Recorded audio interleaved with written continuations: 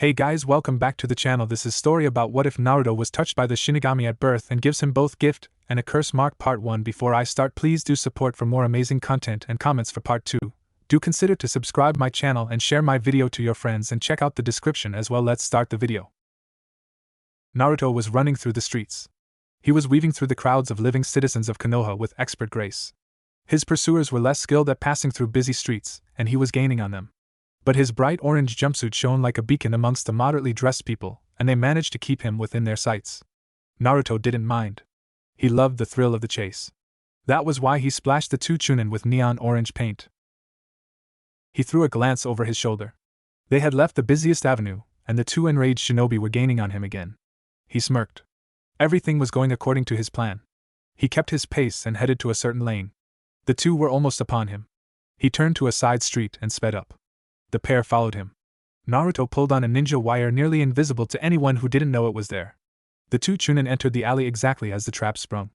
A tripwire made them stumble, while the stack of empty crates piled up near a wall toppled over. Naruto laughed as his pursuers were buried underneath them. He listened to their angry shouts for a while before heading off. He wanted to be far away when they finally dug themselves out. He noticed Iruka-sensei lurking behind a fence. Naruto saw him through his concealing genjutsu. It covered his body perfectly, but it couldn't hide his soul. He pretended not to notice him until the teacher grabbed his collar. Then he pretended surprise. Iruka-sensei, what are you doing here? Why aren't you in class, Naruto? The academy instructor chastised him. The graduation exam is in less than a week. Do you want to fail again? Of course not, he boasted. I'm an amazing ninja. I'll graduate with no effort at all. Naruto, Iruka spoke in a patient tone, you can't even do a single bunshin. How do you want to graduate? Heh, just you watch, the boy grinned. I'll graduate this year for sure, believe it. I'd believe it if you put as much effort to your studies as you do to your pranks, the teacher chastised him. But that stuff is boring, he pouted. Iruka just sighed exasperatedly and dragged his unruly charge to the classroom. Naruto wasn't boasting. He really could graduate if he wanted. Even though the simple bunshin was still giving him trouble, he could do the Mizu bunshin almost with no effort, as long as there was a water source nearby. The problem was he couldn't explain where he learned it. If most people in Konoha treated him like plague now, he didn't know what they would do if he confessed he could talk to dead people. That was his ability, he could see people's souls, both alive and dead. He figured he gained it when the Kyuubi no Kitsune was sealed into him. Whether thanks to the demon itself or the touch of the death god, he wasn't sure. It wasn't like he could ask. He wasn't supposed to know about the sealing, but there were too many souls lurking around speaking about it. It wasn't easy to find a spirit that would talk to him. The ghosts wandering around were the souls that couldn't find rest, thanks to something from their lives waiting on their conscience, chaining them to the earth. They tended to pace aimlessly, muttering about whatever was bothering them. Only a few retained their minds and were able to hold a conversation with him. Some of them called him names, seeing him as the demon, but he didn't hold it against them. He could see the sheer terror they went through reflected in their aura. If attacking him verbally helped them find their rest, they were welcome to do so. He just hated when they touched him. It was so cold, and it sent icy shivers through his body, like the sun stopped shining for a moment. That was also the reason he wore orange and pranked people so much. He had to assure himself he was still alive and not one of the colorless cold apparitions idling around. When he met a ghost of shinobi willing to talk to him, he considered it a huge success. Some of them talked about the missions they undertook and sometimes died on, but some even showed him some of their tricks. Naruto tried his best to remember and recreate them. It made the bulk of his ninja knowledge. He had a lot of holes in his basic education, but he knew some of the advanced stuff. Naruto was sitting at his desk in the academy classroom, utterly bored as Iruka-sensei droned about the history of Konoha. Naruto! Iruka's voice hit him just as he was about to drift off. Can you tell me what was the special ability of the Shodai Hokage? Naruto had met the Shodai's ghost 2 years ago near the Hokage Tower. The founder of Konoha was really interesting to spend time with, and Naruto could boast knowing more about him than almost anyone else in the Leaf Village. But he couldn't tell. Wasn't it something with trees? He scratched his head nervously. That's not enough, Naruto, Iruka said exasperatedly. Come on, why do we even need to know such details? That's important knowledge, you baka, Sakura shouted, hitting him on the head. What was that for, Sakura-chan? He rubbed his head and made puppy eyes on her. Naruto liked Sakura. For ordinary people it was impossible to understand why. She obviously disliked him and kept hitting him on the head for the smallest offense. Random observers couldn't understand how he can be so thick not to notice she hated him and was hopelessly in love with Uchiha Sasuke. The truth was Naruto realized it very well. She just made him feel alive with her punches. Every time he felt like he was drifting into the realm of ghosts, he would annoy her, and her fist would ground him back into the world of living. He decided he would graduate this year just for her. He hoped he would get her on his team. For being a baka. Stop it, you two, Iruka yelled. We're in the middle of the class. The lesson resumed. The day of the graduation finally came. Naruto was anxious. Not that he might fail, but that he might pass. If anybody found out about that, they would be befuddled. Naruto always shouted he wanted to be the Hokage, and usually meant it, so why wouldn't he want to graduate? It would be easier to understand if they knew how many dead shinobi he spoke with. It quickly stripped him of all delusions of glory in the shinobi life. He had almost as good understanding of the perils and misery of ninja career as seasoned war veterans. Although he considered himself fairly good ninja for his age, and he was right, he knew there were many better who wouldn't care he was just a kid and would kill him with pleasure. He wanted to get good before going out there. That was why he spectacularly botched his options at earlier graduation, but he couldn't afford to delay graduation any further. His yearmates would be graduating today, and he needed to be among them if he didn't want to look like an even bigger loser than he already did. The morning of the test came and Naruto did his best. The written test gave him trouble. Reading wasn't his strongest skill. Thrown weapons test was better, but he got the worst set of kunai and shuriken the instructors could procure. It was difficult to hit anything with that, but he managed a passing grade. Taijutsu practice wasn't much better. He knew the theory, but he didn't have anyone to spar with outside the lessons. Then came the ninjutsu test. And of course it had to be Bunshin.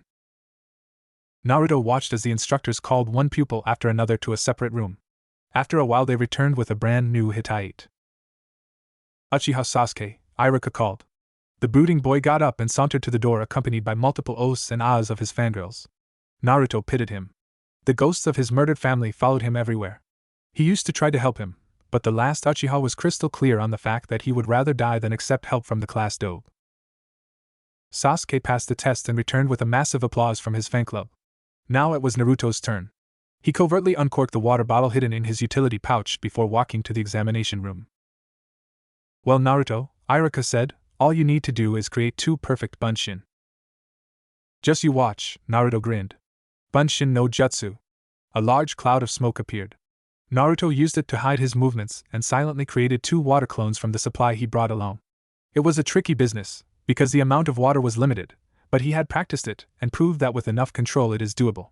He just had to spread the water along the surface of the clones and make them hollow. Unfortunately, chakra control was one area he struggled with. The cloud cleared and Naruto anxiously glanced at his handiwork. To his left stood a perfect copy of himself, grinning. To his right, the clone ran out of water. Its head was missing. No, thought Naruto, frantically willing the clone to form fully. I'm sorry, Naruto, Iruka said, you failed to make 2 perfect Bunshin. I cannot let you pass. No! Naruto shouted. His clones dissolved into puddles. What is it? Iruka asked, startled. His assistant Mizuki looked interested. Mizu Bunshin, Naruto admitted. There was no reason to lie, the 2 Chunin should be able to recognize the jutsu of their own. How do you know it? Iruka demanded. I saw somebody doing it, he answered. It wasn't entirely a lie. And you learned it just like that? Iruka was dubious. Yes, Naruto nodded. I think we should let him pass, Mizuki proposed. He made 1 perfect clone. He was supposed to make 2, Iruka objected. I ran out of water, Naruto explained. If I had more, I could make an army of Mizu Bunshin. There won't be always a supply of water at hand, Naruto, Iruka said. I'm sorry, but I can't let you pass. That is unless you can make 2 perfect Bunshin, and this time the regular kind, no fancy water jutsu. Okay, Naruto said, subdued. He still had chance. He concentrated and tried to create the basic Bunshin. Control, he thought. Use just the precise amount of chakra and you'll make it. The cloud of chakra dispersed, revealing 2 sickly pale and deformed apparitions keeled over on the ground. Naruto grimaced. He had made better attempts before. I'm sorry, Naruto, but I cannot let you pass, Iruka said grimly. Isn't it harsh? Mizuki asked. Naruto didn't understand why was the silver-haired instructor trying to help him. He had never cared for him before. Probably doesn't want to deal with me anymore, he decided. No, and this is final. If he can't make perfect Bunshin any time, that he just be a hindrance to his teammates, and can get them all killed. Naruto was sitting on the swing in the academy yard. He watched the happy graduates, and their proud parents celebrating today's success. Fools, he thought. They had no idea what they were getting themselves into. He reckoned most of them would be dead soon, especially Sasuke's fan club. Lot of dead fresh genin gathered around to haunt their teachers for failing to prepare them properly. The academy graduation test was wrong and narrow-minded in his opinion, when it failed him and let airheads like them pass. They should do something else, like give them a simulated mission and grade how effectively they could complete it. He could then show off a lot of skills the current test didn't even touch upon. Hello, Naruto. Hello, Mizuki-sensei. The boy slowly turned to the newcomer. Irika doesn't mean to be harsh, the teacher said, you must understand. Naruto understood. He could see Irika's love to his students, and his pain over the loss of his parents. Talking to ghosts made him surprisingly well informed. He just couldn't speak of any of this. He wants you to be prepared the best before you go out to the fields. It's dangerous out there. No kidding, Naruto thought but said nothing. But I see you are a talented boy who really deserved to graduate this year. This is why I'll tell you what Irika hid from you. There is another way to graduate. Naruto perked up. Not that he wanted to become genin so badly, but because something stunk about this situation. Mizuki never liked him, so why was he suddenly being so nice? Naruto could see the dark tones in his soul. The silver-haired instructor wasn't a good person, he was almost certain. But he said nothing and listened. It was already night when Naruto was stealthily making his way towards the Hokage Tower.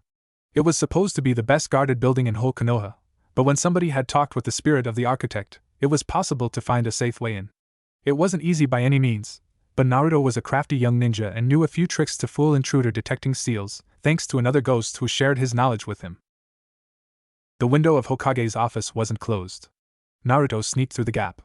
He dropped to the floor and released the transformation, making him appear like an animal. This was another of his secrets.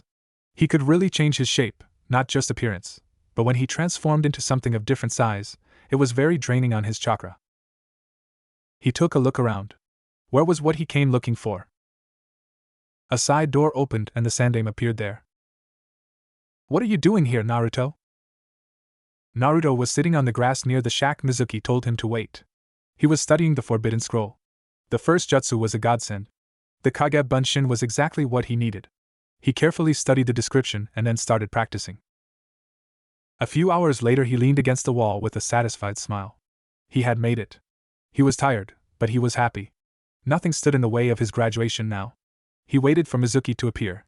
Irika came instead. What are you doing, Naruto? The Chunin instructor asked desperately. Oh no, thought the boy, this wasn't supposed to happen. What now? Irika-sensei, he flashed him his patented wide grin. When in doubt, play dumb. That strategy usually paid off. Look, I already learned the jutsu. Can I graduate now? Naruto, who told you that? Irika demanded. Mizuki-sensei did. He told me if I learn one jutsu from this scroll, I'll graduate. That was when Mizuki finally showed up. Naruto saw him in time, but Irika first noticed him only when the kunai flew out of the tree. Naruto jumped out of the way. Irika had no idea his student possessed such good reflexes and tried to protect him. He ended up hit instead, but his flak vest took most of the damage. Irika-sensei, Naruto shouted in alarm. He didn't want anything to happen to the teacher because of him. Mizuki jumped out of the tree. Give me the scroll, Naruto. Mizuki-sensei? The boy put on his best confused expression. What's going on? Naruto, don't. Irika shouted. Whatever happens, don't give him the scroll. It contains dangerous forbidden jutsu. He mustn't get his hands on it. Naruto, there's no point in you having it, Mizuki smiled, so be a good boy and give it to me. No. I haven't finished studying it yet. I can become an even more awesome ninja with this, and then everybody would love me.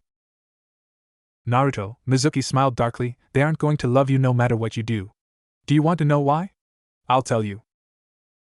Don't. Irika shouted, but Mizuki ignored him. 12 years ago, the Kyuubi no Kitsune attacked this village. They told you that the fourth Hokage killed it, but that is not true. No? Naruto looked befuddled. That day a special rule was created. A rule everybody but you knew. That wasn't true, Naruto knew it as well, one man executed for violating it told him. The rule was never meant to be told to you. What's the rule? Tell me already, Naruto demanded. No! Iruka yelled. Mizuki chuckled evilly. The rule is that nobody was allowed to tell you that the Kyuubi wasn't in fact destroyed. You are the Kyuubi! And you are an idiot. What? Whatever response the traitorous Chunin was expecting, that wasn't it. He didn't get the chance to ponder about it long. Two Anbu appeared out of nowhere, restraining him. Mizuki was startled, but regained his composure quickly. He gathered his strength and managed to free one of his arms. A kunai appeared in his hand and he hurled it at Naruto with all his might before one of the Anbu hit him on the head, knocking him out. Naruto saw the weapon sailing towards him, but he had momentarily let his guard down and wasn't quick enough to get out of its way. Stupid, he thought. Like he never heard all the tales of what got various shinobi killed. Iruka saw it as well, but couldn't get to his student in time. The kunai hit Naruto below the ribs. Iruka watched in horror as the boy toppled backwards. No! He shouted. Then Naruto exploded in a puff of smoke. What? Iruka blinked in surprise. That was a shadow clone, Iruka-sensei, Naruto's voice explained from behind. Iruka turned to see the blonde coming out of the shack. Iruka was confused. This was a trap, he asked. Yes, Naruto confirmed. Good job, Uzumaki said one of the Anbu. His partner had disappeared, carrying the unconscious Mizuki on his back. Now let's return the scroll. Of course. Naruto picked up the scroll and headed to the Hokage Tower. Iruka tagged along. So let me get this straight, Naruto, Iruka said over a bowl of ramen. Mizuki told you he'd let you graduate if you take the forbidden scroll, but you didn't believe him. Naruto nodded between slurps. He was finishing his second bowl. So you sneaked into the Hokage Tower to tell the Sandaime about it. Naruto again nodded. He then decided that you'd lay a trap for Mizuki and allowed you to take out the scroll and learn one jutsu. Yes. Naruto finished his bowl and Ayam hadn't brought him another yet. You then waited for Mizuki on the spot he told you to wait and studied the scroll, while two Anbu watched you didn't try anything the Hokage didn't allow. Naruto nodded, once again slurping the noodles happily. You mastered an A-rank ninjutsu within a couple of hours and then replaced yourself with a clone while the real you hid. Another nod. That is when I came. Oh, and the Hokage promised you he'd make you genin if you can complete the mission successfully. Did I miss anything? Nothing important. You did well, Naruto, Iruka complimented him. I only don't understand why you never do that well in class. Are you sure you want to know the answer? Naruto's tone was somber. It went completely against the image Iruka had of him. He suddenly felt like he was looking at a stranger. Can I have another bowl? The boy asked in his usual boisterous tone, and the odd moment was gone. Iruka shook his head. He must have been imagining things. He didn't ask the question again. Naruto went to the Hokage Tower to get his shinobi registration. Sarutobi was sitting at the desk, a Chunin at his side helping with the paperwork. He showed him his fun registration form and then listened to the lecture about proper shinobi behavior. It was almost worse than listening to the ghost of shinobi droning on how the Hokage sent him on a suicidal mission, apparently sometime during the Second Great Shinobi War. When he was told he had to retake his photo, he showed him the serious one. The elderly man looked at him with an unreadable expression and asked why he couldn't just show it outright. Before he could answer, he noticed another ghost charging at the Hokage, this one of a young child. He briefly wondered what could somebody so young have against the village leader. Then he noticed Sarutobi's eyes straying towards the newcomer. Can he see him too, he wondered. Then he realized the child was still alive. Curse it, I'm losing it again, he realized. Time to visit Sakura-chan. The attacking boy tripped on his scarf and fell on his face. He picked himself up and glared around furiously. His eyes settled at Naruto. You set a trap here, he accused. You tripped over your feet, the blonde corrected. The smaller child looked like he wanted to argue, but that moment a man ran through the door. Are you all right, he asked. And there isn't a trap anywhere. I know there is, the brat claimed. He set it up. He pointed at Naruto. The orange-clad fresh genin didn't see what his problem was, but he definitely didn't like his attitude. Don't blame your clumsiness on others, he said. I'm not clumsy. The short boy jumped at Naruto in an attempt of a threatening attack. It would have been much more impressive if he didn't trip over his scarf again. He would have landed quite painfully if the blonde didn't catch him. Let go of him. The man with glasses and bandana shouted. Geez, can't they show a bit of gratitude? I just saved the brat from hurting himself. What's his problem anyway? Oh, wait, I already know. Yeah, let go of me, The brat in question punched Naruto's arm. "'Cause I'm the Hokage's grandson." He looked at the older boy challengingly, like he expected him to do something. Spoiled brat, decided Naruto. Does he think he has it bad? He needs a wake-up. So what? He shouted back daringly. So come on. Go ahead and punch me, if you aren't like all the others. The young Jinchuriki had no idea what was that about, but this twerp was seriously annoying him. He decided to ignore the fact that the Hokage was watching and punched. He barely put any force behind it, but the younger boy was so surprised that he fell down and stared at Naruto stupidly. "How dare you," yelled the bespectacled man. "How dare you punch the honorable grandson? And you, honorable grandson, don't lose your time with the likes of him. You should focus on training instead. If you learn shinobi arts from me, an elite tutor." Naruto listened in disbelief as the man droned on. This is what the poor kid has to put up with every day. Most ghosts aren't that bad. I owe him an apology. Bah, I'm not apologizing to anyone. He noticed the kid was slowly inching towards the door. He decided it was a good idea. He already handed in his papers and he didn't have to be there anymore. He quietly made his way out. The man with bandana didn't even notice it, still engulfed in his monologue. So was the dead guy behind the Hokage. Naruto noticed he had picked up a stalker. Not another one, he groaned inwardly. But unlike Hinata, he didn't need his special sense to detect this one. The mop of dark brown hair was popping everywhere, around corners, behind trees, above a sideways held camouflage cloth. The blonde decided that enough was enough. He turned around and snatched the cloth away, revealing the completely unashamed figure of Hokage's grandson. "Impressive, you could see through my cover," the brown-haired boy said. "Not impressive at all, considering your utter incompetence," thought Naruto, but before he could say it, the brat continued. "It seems the rumors about you are true." "That depends. I'll make you my boss." "What?" "Just what I need, being a boss to a tiny whiny brat." "You heard me. You'll be my boss and in return you'll have to teach me a jutsu." "Really a spoiled one," the blonde scowled. "Please, boss?" The child unleashed the dreaded puppy dog eyes. Naruto never had to face them before, and thus had no reason to develop a tolerance. Besides, it sounds good to be called boss for once, he thought. Now what to teach him? He smiled. He had the perfect idea. It might even give that stuffy teacher of his an aneurysm. Naruto and Konohamaru, as his self-appointed apprentice introduced himself, were taking a break from their training. The blonde had to admit that his new pupil wasn't a bad character, that is when he wasn't currently being a brat, which didn't happen often. He found himself enjoying his company, even if his student was completely incompetent at what he was trying to teach him. He asked him a question that was bothering him ever since the dark-haired boy made his appearance.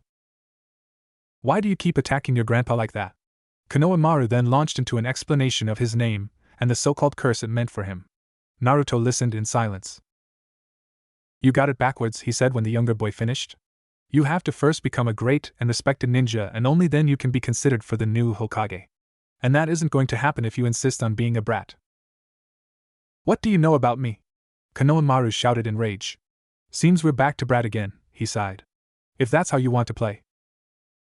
If you want to be Hokage, then beat me first," Naruto shouted with enthusiasm. "You bet I will. From now on we're rivals," Konohamaru responded in kind. I liked him better as my underling, Naruto thought. Can I turn it back? Probably not. "You're on," he shouted. Then he noticed somebody approaching rapidly. Oh no, he thought when he recognized him. Then Ebisu jumped onto the clearing. "Come home, young master," the self-proclaimed elite tutor commanded. "If you want to become Hokage blah blah blah blah." "No," his charge shouted. "I'll defeat the old geezer, so don't stand in my way. I'll defeat you too. Sexy no jutsu." Konohamaru outdid himself. Ebisu's jaw hit the ground upon seeing the gorgeous brunette, and even one of the ghosts present looked like he would have gotten a nosebleed, if he still had blood. Naruto felt pride at his new friend's accomplishment. "Well done, Konohamaru," he praised his pupil. "Now behold the true master's work. Harem no jutsu." Ebisu couldn't handle it anymore and fainted. "I see I still have much to learn before I can beat you, rival," Konohamaru said, now back in his original form, wide-eyed. "But I will beat you. I'll do it in no time. You'll see." "You'll have to work long and hard before you can get as good as me," Naruto smirked. "And I'll be working hard in the meantime too. If you want to be the Hokage, you have to go a long way and you can't take any shortcuts." "Stop lecturing me like you know everything," the younger boy pouted. "I'm not letting you to be my boss anymore. It's dumb. Who would want to have such a lousy underling anyway?" You're not getting anywhere with that kind of attitude. I'm a real ninja now. I can't waste my time with kids who don't know what's good for them. Konohamaru looked dejected. Naruto pitied him in that moment. I might be your rival if you truly work at surpassing me. Deal, the younger boy shouted. Naruto smiled. It looked like the beginning of an interesting relationship. The day of team assignments finally came. Naruto had woken early in the morning and went through his regular training schedule. Then he encountered a ghost who seemed willing to talk, but he didn't manage to pry any useful information out of him. The blonde sighed, but wasn't too disappointed. Those things happened regularly to him. A quick glance at the sky revealed the sun high on its daily voyage through the heavenly ocean. He startled. He spent there more time than he had thought. Now he might miss the grand occasion. He took one look at his clothes. At one point he tried sparring with his shadow clone and ended rolling through the dirt. The sweat he had worked up in the unusually hot weather didn't help either. He wrinkled his nose. He would have to change before going to the academy. He ran home at the highest speed and took a quick shower, then put on his best orange jacket. It looked almost the same as all his other ones, but this one had less tears in it. His stomach rumbled. He had no time to prepare breakfast, but he could grab something ready. Unfortunately, his fridge was understocked, the only available option being a carton of milk. Naruto sniffed it suspiciously. It had been there for quite some time. Was it still good? The boy wasn't sure, but his growling stomach overrode his brain. He downed it in a few gulps. He wiped his mouth in his sleeve and ran towards the academy. It turned out he wasn't as late as he had originally feared. When he surveyed the room, he noticed several people he knew had passed were still missing. He had to answer the uncomfortable question of what he was doing there when he failed the graduation and then looked for a place to sit. There seemed to be 2 places empty besides Sasuke, but he could see his parents sitting there. There was another next to Hinata, but he feared the stalker girl might faint at his close proximity. He had once considered getting close to her, but he refrained in the end. He didn't want to drag her into his world. Then he noticed 2 latecomers nearing the classroom, and his decision was made. He sat right into the misty form of Uchiha Mikoto, ignoring the chill running through his body. He got the faint impression that the dead matron scowled, but he didn't care. He watched with amusement as Sakura and Ino fought furiously over who got into the room first. He couldn't decide whether their rivalry was funny or annoying. The girls finally burst through the unfortunate door and Sakura walked up to Naruto. "Move out," she commanded. "I want to sit next to Sasuke." I can't see why, thought Naruto. Uchiha Fugaku was already occupying the seat, sneering at the world. "Can't you sit next to me?" he pouted. She scowled. Ino scowled. Mikoto, standing beside her, mirrored the action. "Please," he added. Sakura, instead of answering, just hit him on his head and jumped over him right into the body of Uchiha Fugaku. The dead clan head sneered and then turned to Naruto. "It's your fault," he said. The blonde ignored him. He never understood why the Uchiha clan acted like their demise was his fault. He knew he shouldn't show any sign of noticing the spirit at all, but he couldn't keep the scowl from his face. The clan patriarch took offense. He struck the boy. Even though he couldn't physically harm him, the cold floating into his veins was very, very uncomfortable. Naruto couldn't bear it anymore and jumped from his seat. Unfortunately, at that moment, a boy sitting in the lower row, Kuda was his name, moved and pushed Naruto in such a way he fell right on Sasuke. Their faces touched. Oh no, thought the blonde. He pushed himself off, but the damage was already done. Sakura towered above him, her eyes blazing with fury. Ino's figure was only slightly less menacing. Naruto knew he was in for it. Well, I said I needed it just yesterday. Naruto pushed himself into his seat. That was more than I bargained for, he thought. His whole body was hurting and even his enhanced healing would take quite some time to undo all the damage the enraged Sasuke fan club had inflicted. Every occupant of the classroom, dead Uchiha included, was sneering at his misfortune. Finally, Iruka-sensei entered the classroom and everybody's attention turned to him. "Quiet," he ordered, and the chatter died down immediately. Then he launched a speech about their upcoming duty as shinobi of Konohagakure and the various perils accompanying their career choice. If he really wanted to make a lasting impression, he shouldn't be so boring, Naruto thought. He noticed several people dozing off, not only the obligatory slacker Shikamaru. Finally the speech ended and the main event came, namely the team assignments. Naruto watched with mild interest as various names were called and the genin in question reacted to their placement with either joy or disappointment. He waited for his name to come up. Finally. Team 7 Uzumaki Naruto, he perked up. Haruno Sakura, he jumped with joy. Just what he had wished for. And Uchiha Sasuke. No! Was he really stuck with the entire Uchiha clan? He groaned in disappointment even as Sakura cheered on the victory of true love. Why does an outstanding shinobi like me have to be in the same team as the prick over there? Sakura looked at him like he just murdered her puppy. Good. Maybe that ridiculous display would make them reconsider the team assignments. Iruka scowled at him. Or maybe not. Naruto, the teacher started in a patient tone reserved for the slowest of pupils. Does he really think I'm that stupid? He should have learned that lesson with Mizuki. The teams are made to be balanced. Sasuke's scores were the best out of the 27 graduates, while you were the dead last. I want to see what good would his scores do to him once we're attacked by an enemy squad, Naruto thought grimly. Whose bright idea was it to let bureaucrats who probably weren't in the field since their genin days teach here anyway? Once I'm Hokage, I'm going to change it. Just don't get into my way, dead last, Sasuke muttered. That was another reason he didn't want to be on the same team with the last Uchiha. His ego was so big that it could pass as a team on its own. He said so aloud. Sakura punched him. Iruka sighed exasperatedly. He proceeded to read the assignment of Team 8, clearly considering the matter closed. In the afternoon, we'll introduce your Jounin senseis, said Iruka once everyone was placed on a team. Until then, take a break. The students started to disperse, discussing the pros and cons of their new squads. Sasuke rose silently and walked out of the door, Sakura following him like a lost puppy.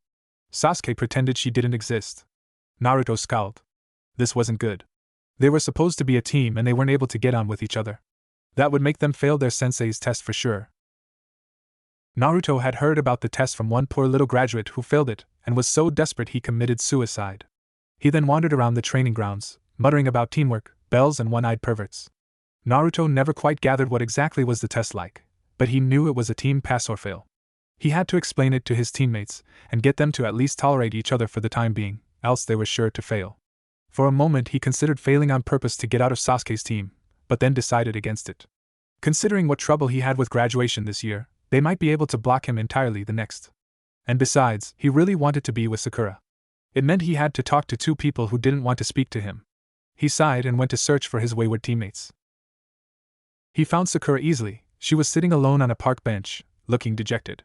Sasuke had obviously given her the slip. He walked up to her. She gave him an angry glare and proceeded to ignore him.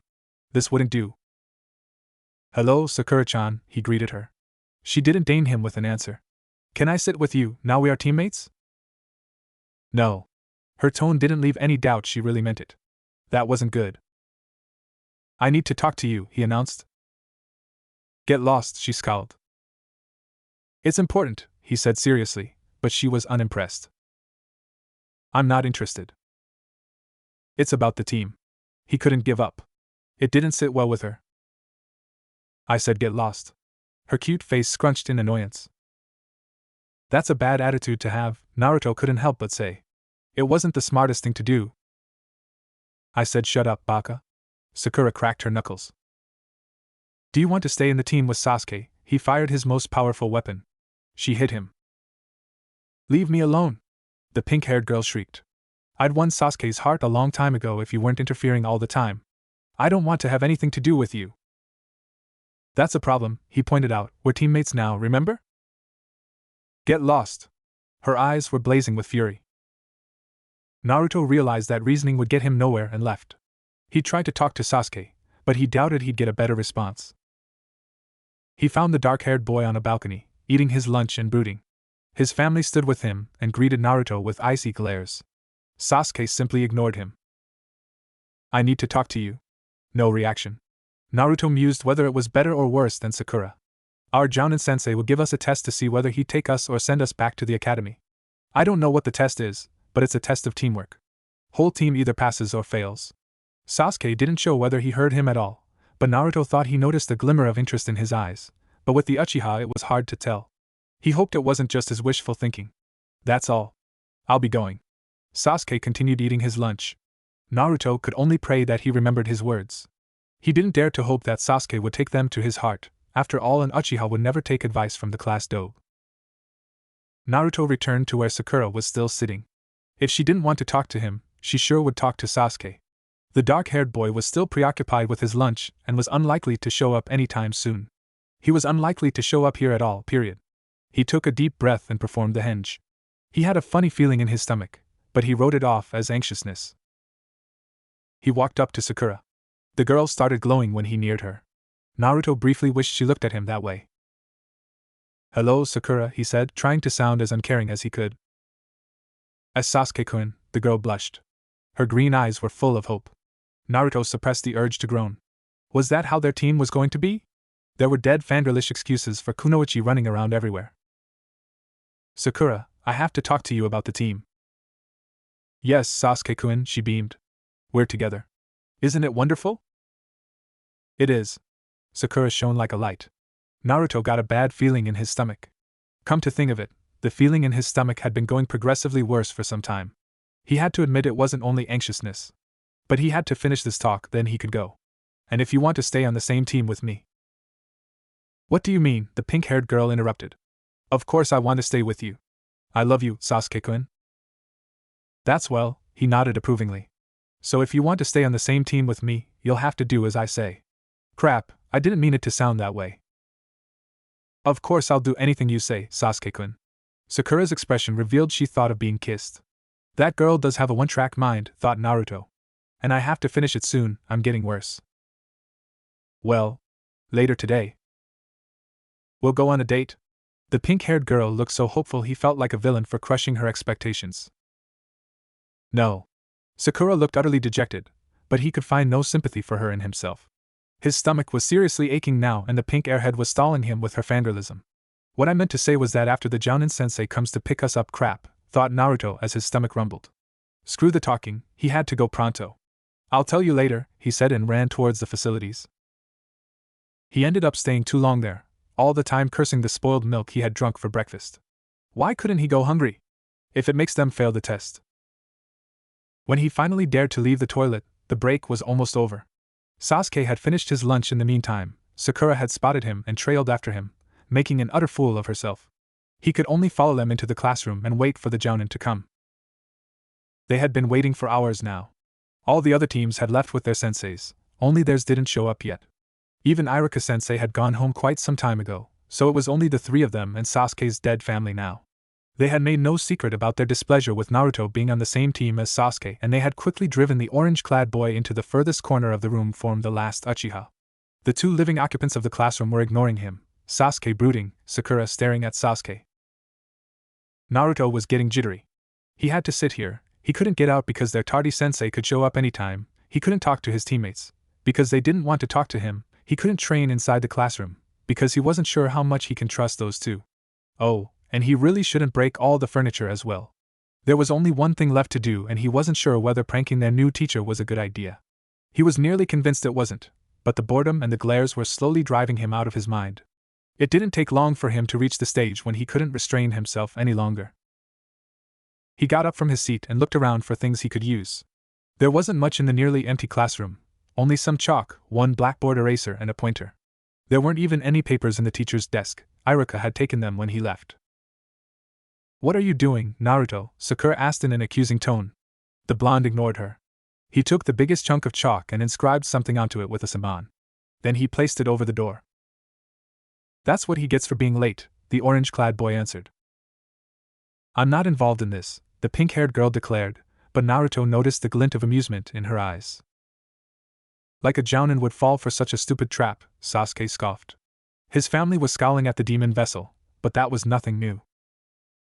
Then the door slowly opened and the chalk fell right onto the head of a masked man. The chalk promptly exploded and Naruto had to laugh at the look at the masked ninja's face. His expression was priceless even though only one eye was visible from his whole face. The only downside was that the chalk was almost invisible in his silver hair. He got you good, Kakashi, snickered the ghost of a boy behind the silver-haired Jounin. Naruto immediately took a liking to him. Then he recognized the fan symbol on his collar. Another Uchiha? Oh no. But those already present barely spared him a glance, and it wasn't friendly. Just what was it with them?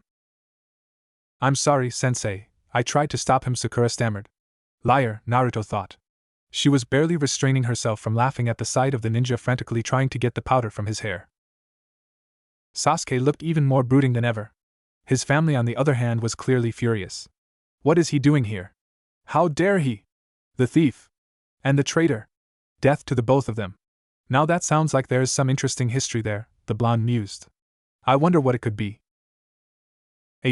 How to say this? Kakashi scratched his chin through his mask.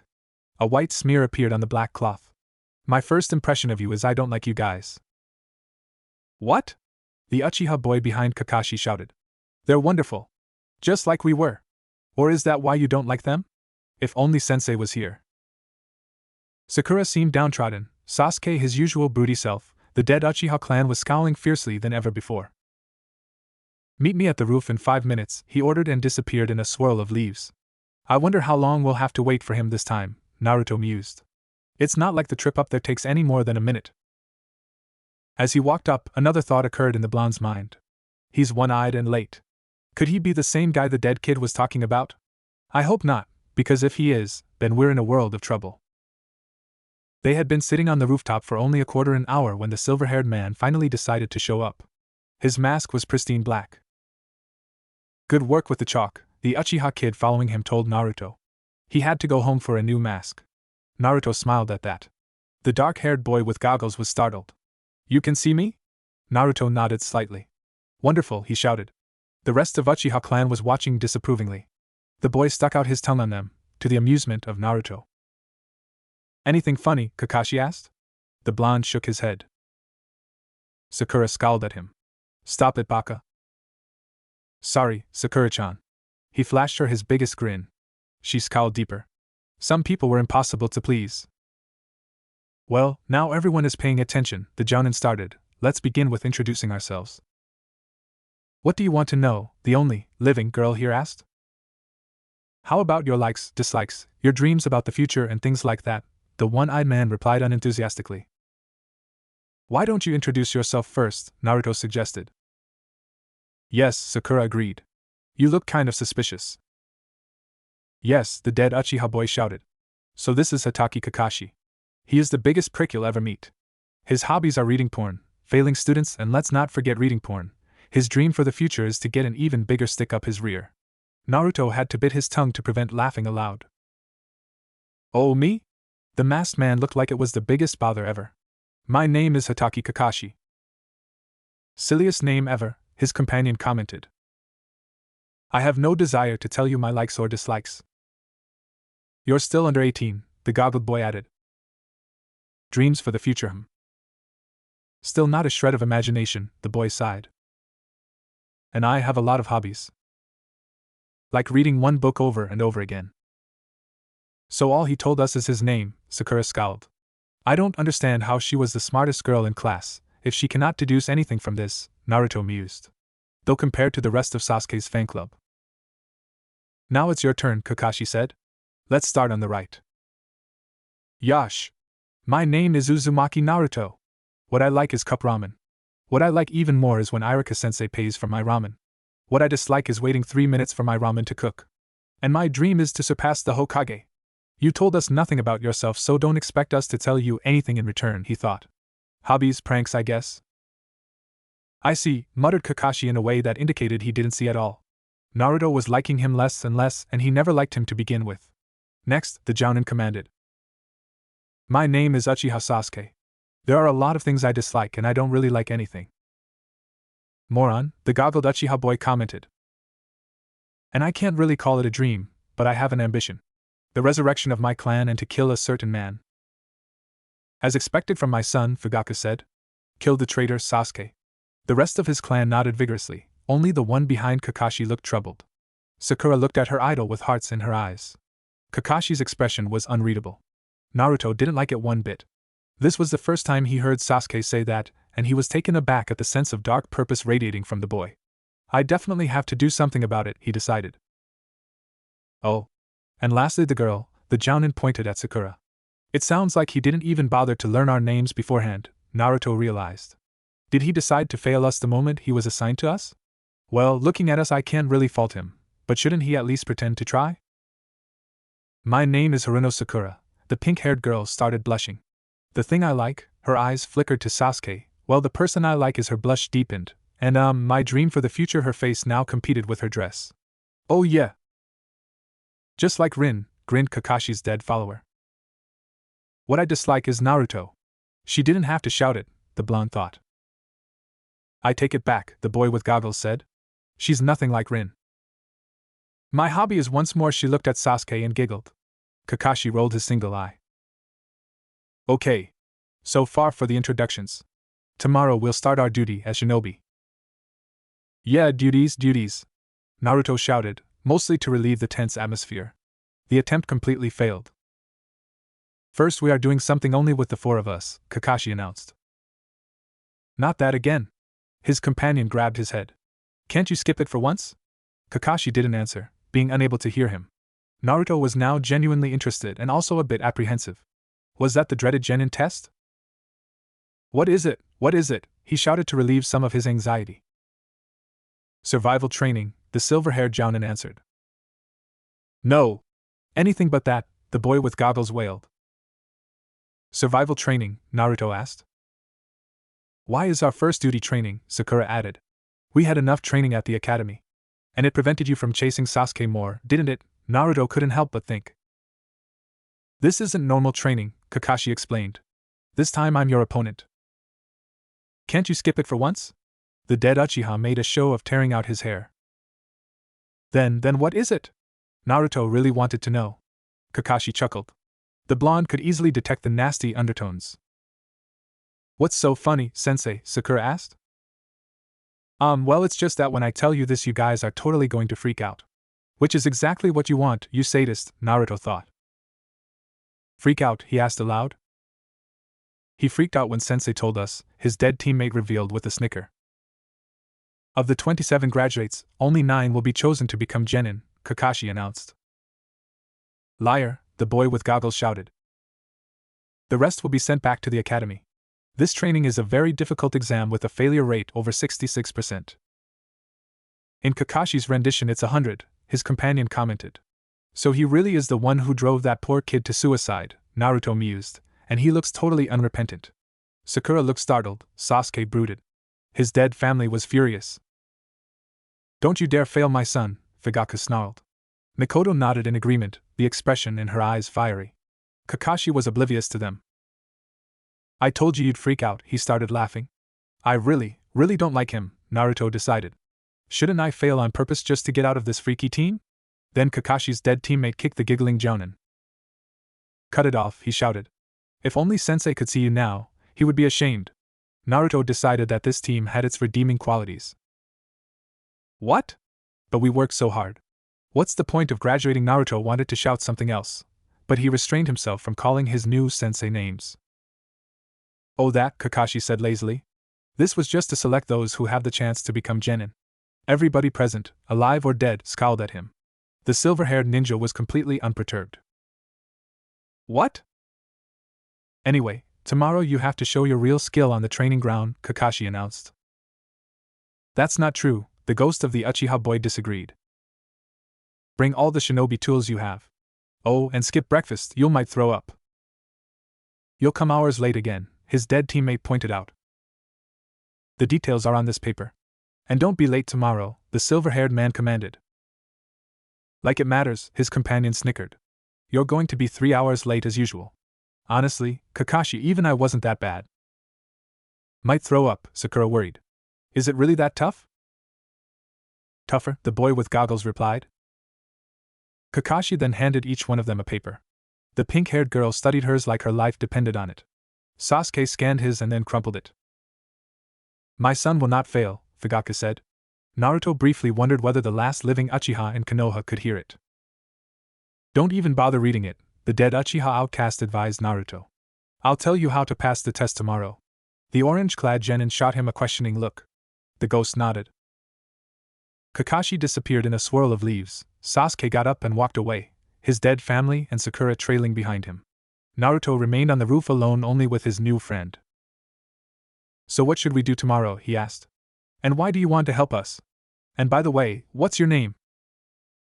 Oh, I forgot. I'm Uchiha Obito from the great and famous Uchiha clan.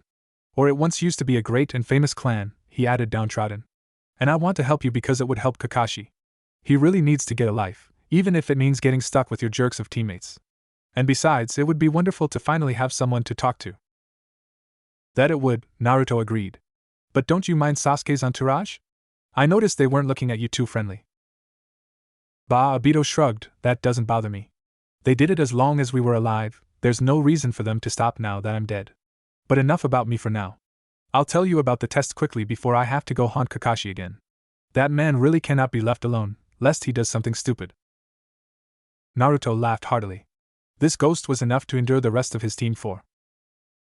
Kakashi sat alone in his flat. He mused about the team he was assigned today. The Hokage really wanted him to pass them, he could tell that much. But truth be told, he wasn't impressed. It began when the Hokage took him to see Naruto's flat. He noticed the bottle of spoilt milk on the table. How can anyone actually drink this? 10 points down for lack of situational awareness. And when he saw him in person, dressed in an orange eyesore he probably thought passed off as jumpsuit, prattling on about ramen and more ramen, he couldn't see how the boy ever graduated. Then there was the matter of the last Uchiha. He was Obito's last surviving relative, and Kakashi was tempted to pass him just for that, but when he saw him, he had to change his opinion. Sure, he seemed to be the most competent shinobi out of the three of them, the only competent at all, but his fixation on killing his brother was unhealthy, bordering on an obsessive disorder. Scratch it, it probably was an obsessive disorder. The child should be in a mental ward, not the field. And the third member of the team, he shrugged when he recalled the only kunoichi among his students to be. The girl only thought about her love interest, completely forgetting about everything else. Even Rin wasn't as bad with her crush on him.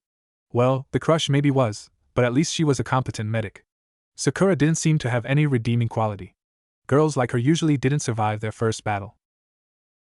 And let's not forget about the essence of every squad teamwork. Better not even go there. For one team member to openly admit to hate her teammate, that was unprecedented. They fully deserved to fail for this alone. Even he never did that to Obito, only berated him for his failings.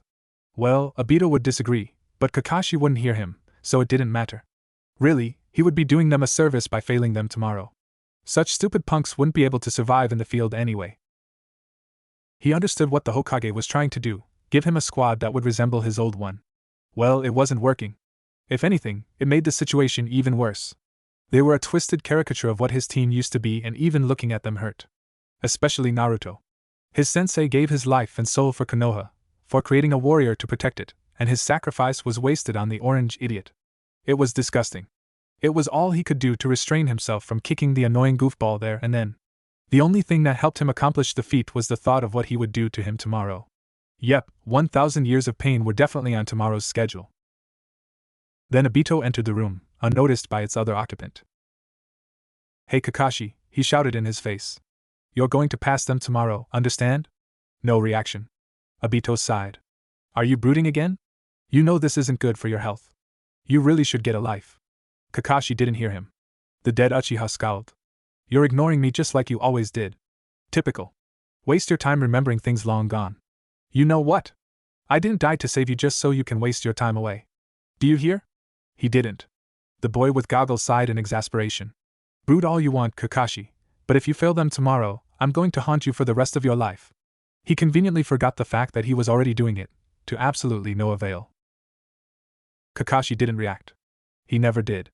That never stopped Obito from repeating the same speech every day. He was persistent, and it wasn't like he had anything better to occupy his time with. Maybe once he could get through to his teammate. And if not him, then maybe someone else will. Maybe.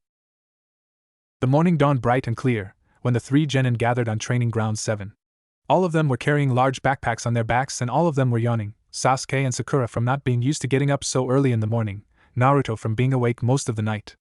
After Obito had told him how their team did the test and how Kakashi administered the test to every one of his assigned teams, he spent the afternoon scouting the training grounds, thinking up possible strategies and setting up traps. It always paid off to be prepared, and even if they should fail today, he was going to give their Tardy-sensei a run for his money. He was only a bit disappointed that it didn't occur to his teammates to at least take a look at the training grounds beforehand. It wasn't like they slept through Iruka's lessons about always being prepared. Was Sakura too busy bothering Sasuke and Sasuke too busy avoiding her that they didn't have the time? Or was it because Sasuke was the awesome Uchiha, and he didn't need to prepare in order to pass? It didn't really matter anymore. Naruto glanced around and saw Kakashi's soul through the foliage, sitting near the memorial stone Obito had told him about. The ghost was there as well. When he saw Naruto, he glided over to him, much to the displeasure of Sasuke's dead entourage. "Hello," he greeted. "Are you ready for today?" Naruto nodded. "Good," Obito smiled. "It's about time somebody showed up the jerk, isn't it?" Naruto nodded again. "Say something, dude." Naruto just shot a glance at his teammates. Sakura shot a strange glance at him. Naruto stood up and started walking away. He wanted to talk to Obito in peace. Where are you going? Shrieked Sakura. She was sleepy and hungry and all in a bad mood, and Naruto gave her a perfect outlet for it. I'm just taking a walk, Sakura-chan, he explained. We are supposed to wait here, Baka. I'm not going far. Our sensei can show up any time, the pink-haired girl scowled. Ah, Sakura. He came 3 hours late yesterday, and he couldn't even get to the roof on time. What makes you think he'll show up promptly today? The kunoichi had no answer. Sasuke pretended he didn't hear them. Go and don't come back, you demon, and the traitor as well, Fugaku snarled. Go, Mikoto added. Naruto obeyed. Nobody tried to stop him. So what do you want? He asked once they were out of sight, and hopefully earshot as well. Me want something? Obito had a too innocent expression. Then why did you come? Can't I just come visit? You can, but you make me look like a lunatic, talking to thin air and all. He gestured towards his teammates. They already think I'm an idiot. Then let them, the Uchiha suggested. That's easy for you to say, the blonde scoffed. You aren't stuck on a team with them. Am I not? I can't leave Kakashi, remember? Sucks for you. Tell me about it, Obito rolled his eyes. He's coming here, Naruto whispered. We have to quit. You're no fun, Obito complained, but Naruto ignored him. He returned to his teammates. They eyed him strangely, but he had lots of experience ignoring it. After a while he noticed even Kakashi going away. He yawned and laid down to catch on lost sleep. What are you doing, Baka? Sakura scolded him. Sleeping, the blonde replied. That is until you woke me up. I can't understand how you can sleep at a time like that, the pinkette huffed. Easily, he explained. I lay down and closed my eyes. Baka, she scowled. Our sensei can show up any time. I don't think so. He could see Kakashi once again staring at the memorial stone out of the corner of his eye. He snuggled down comfortably and closed his eyes once more. Sakura huffed, but didn't bother him anymore. He promptly fell asleep. Kakashi was staring at the memorial stone. For one time, he wasn't reminiscing about the past, but about the 3 genin currently waiting for him. They would call him tardy and lazy, but he had actually a good reason for not coming on time today. It was a part of his test. You would weep if you could see them, sensei, he thought. They're pathetic, nothing like we were. Sure, Rin had a crush on me the size of Hokage Monument, but even she had nothing on Sakura. And Sasuke. He's so cold and obsessed. I know I was bad, but surely not like that. And Naruto. He's a joke. What is he even thinking, talking to thin air? Is he insane or what? How can somebody like him have anything to do with you? It hurts just to look at him. It feels like you died in vain. And their teamwork, or rather lack of. It got even worse since yesterday. I gave them time to learn to work together, to make a strategy, and what did they do? Nothing. Absolutely nothing. Sasuke's brooding and probably plotting ways to kill Itachi, Sakura is fawning over him, and Naruto is sleeping. And they call themselves shinobi? I don't know whether to laugh or cry. Never mind. I'm going to fail them and then I won't have to hear about them anymore. The council can go screw themselves for all I care. In fact, it would be hilarious watch them pop a vein or two. You would love it too, wouldn't you? I know how much you dislike dealing with them. Hey, Kakashi, Obito called. Don't you think you left them waiting long enough? The Jounin didn't answer. He obviously didn't think it was long enough. Obito sighed. This was going to be a long and boring wait. Naruto. Hey! Naruto! Wake up! The shouting and a feeling of cold were what woke the blonde up. Obito was kneeling above him, trying to shake him and failing, since he had no physical body. I'm awake, he mumbled. Sakura looked at him strangely. Good, Obito said. Kakashi's coming your way. There was no need to say it. Naruto could already see for himself. Then the silver-haired Jounin appeared in front of them. Hey guys, good morning, he shouted. You're late, Sakura and Naruto shrieked in unison. Kakashi didn't even acknowledge their outburst. No excuse, Obito raised an eyebrow. You're slipping, Kakashi. The man in question ignored even that and put an alarm clock on a nearby log. Naruto smiled inwardly. So far everything went like Obito had told him. Okay, it's set for noon, the masked man announced.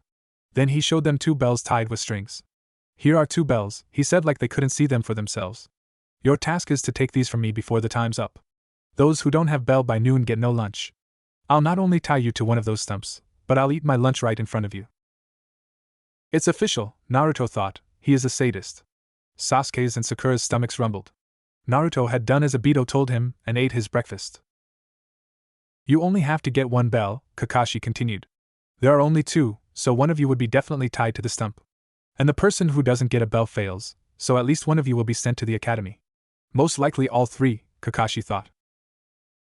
Liar! Liar! Liar! Obito chanted. His dead clansmen scowled. My son won't fail, Fugaku said. Mikoto nodded in approval. If you want, you can use shuriken and kunai, the jounin offered. You won't succeed unless you come at me intending to kill. But you'll be in danger, Sakura stammered. And she seemed so clever at the academy, Naruto thought ruefully. What does she think a bunch of fresh genin can do to a seasoned jounin? Yeah, you're so slow you can't even dodge a chalk, he couldn't help but remind him. We'll definitely kill you. The traps I've set beforehand should help a lot. In the real world, those with no talent often bark the loudest, Kakashi said in a tone reserved for the slowest of children. So far so good, Naruto thought. He's already underestimating me. You're in for a surprise, Obito shouted, but his warning fell on deaf ears. Well, ignore Mr. Dead last and start when I say. Naruto scowled while inwardly he was laughing with glee. So far Kakashi had been reacting just as he expected. Time for the next part for the plan. He put on a furious expression. He didn't even have to pretend. The one-eyed man was seriously pissing him off. He withdrew a kunai and jumped straight at Kakashi. And exactly as he expected, the jounin blocked his attack and twisted his arm around, so that the kunai was now pointing at his own neck. Naruto wriggled, trying to get free, but the silver-haired man held him steady. Calm down. I haven't said start yet. Sakura was watching it in disbelief. Geez, you would think she never heard about jounin before, Naruto thought. Sasuke on the other hand finally looked genuinely interested in something. Why so harsh, man? Obito shouted. Just kill the demon already, Fugaku advised. Well, you seem finally prepared to come at me with the intent to kill, Kakashi said with amusement. So you've finally acknowledged me? Hee hee, it seems like I'm finally beginning to like you guys. He sounded utterly insincere. Come on, Kakashi, Obito prodded. Aren't they adorable? Kakashi finally released his captive. Naruto scowled, massaging his wrist. Inwardly he was doing a victorious jig. Mission accomplished, the tag was safely in the place. Now he only had to wait for the right moment to activate it. Begin! Kakashi shouted. The three genin scattered. Kakashi stood alone in the middle of the field. He couldn't see any of his students, but that didn't mean he didn't know where they were. He was a jounin for a reason while they were still genin. The most important thing for a shinobi is to be able to hide yourself, he said. Nice, they're hidden well, he thought. Then an orange eyesore appeared right in front of him. He closed his eye in exasperation. Sensei, is that even possible? He's a complete idiot. Come here and fight me, Naruto shouted at the top of his lungs. It made Kakashi wince. I said fight me, the blonde repeated. You're a little bit off, Kakashi replied. No, you are, Obito corrected. The only thing that's a bit off is your haircut, the orange-clad genin called, running towards Kakashi. The jounin reached into his pocket. The genin slowed his approach, watching him warily. Shinobi fighting lesson number 1, Taijutsu, Kakashi said in the talking to an idiot voice. Tell me you aren't going to do that, Obito whined. Please no, Kakashi took out a small orange book. Oh no! Obito clutched his head. Do you have to read it all the time? Get a life finally, why don't you, man? What's wrong? Kakashi taunted. Hurry up and attack me. But hey, what's with the book? He's a pervert, Obito explained. Pervert. Pervert. Pervert. Pervert. Pervert. I just want to know what happens next, the silver-haired man answered. Oh man. You've read it only about 100 times. But don't worry, it won't make a difference against you, guys, the open pervert added. Naruto just about had it. Kakashi was going down, painfully. I'll totally kick your ass. He attacked Kakashi. The jounin blocked without effort, his attention seemingly concentrated on the book. This went on for a minute until Kakashi got bored with it, and with great speed appeared behind Naruto. A shinobi isn't supposed to get caught from behind Baka, he said, folding his hands into a seal, still holding the book between his palms. Not that, Obito wailed. Anything but that. Naruto, run away, you're going to get killed, Sakura shrieked. Maybe there is hope for us, Naruto thought. Too late, Kakashi announced gleefully. He slammed his fingers into Naruto's butt. Hidden Leaf Ancient Taijutsu style, 1,000 years of pain. This actually has a name, Naruto wondered before his clone dispersed, and he was hit with very painful memories. Ouch. How comes this isn't a kinjutsu? There must be some law prohibiting doing that to children. Kakashi was surprised. I was fighting a clone all the time? I didn't even notice. But where is the real one? He got you, Obito danced around. Naruto in his hiding spot smiled.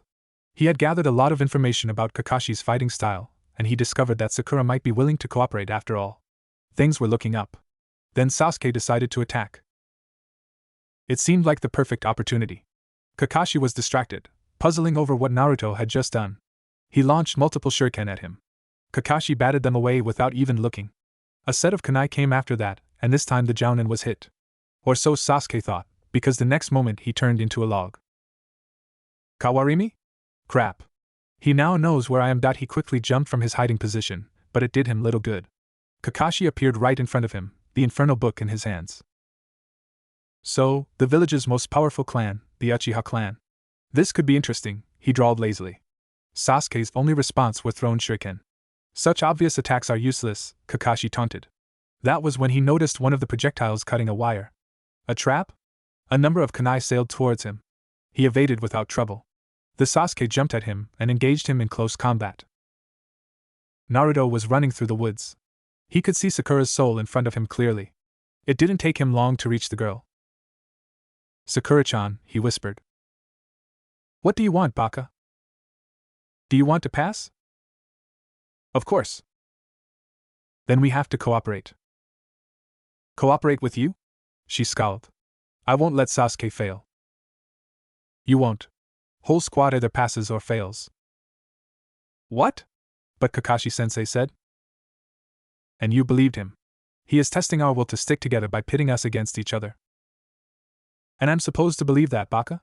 You're just trying to separate me from Sasuke-kun, so you'll have me all for yourself. That's not true, Sakura-chan. Liar! She hit him on the head. This way you're going to fail and be separated from Sasuke for sure. Hey, are you hungry? I brought some food.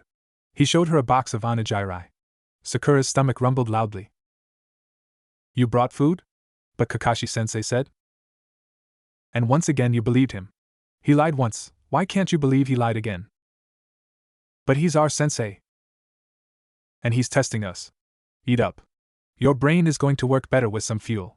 She punched him again. I take it as thank you? He rubbed his sore head.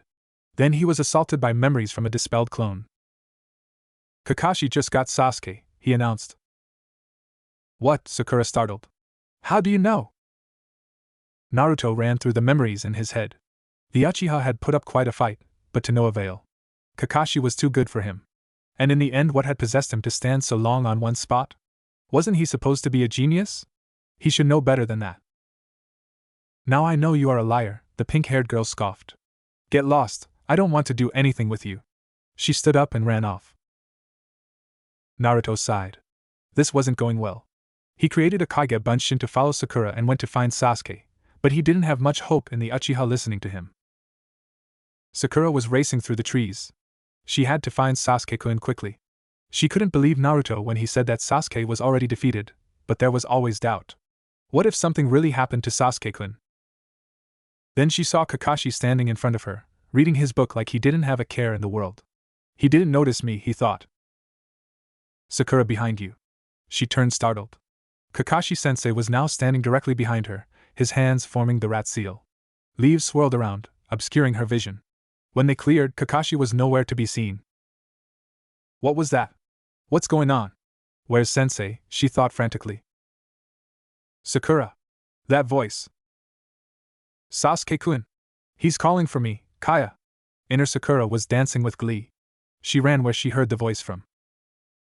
There was Sasuke leaning to a tree trunk, kunai and shuriken protruding from him, blood flowing freely from his wounds, his leg twisted at an unnatural angle.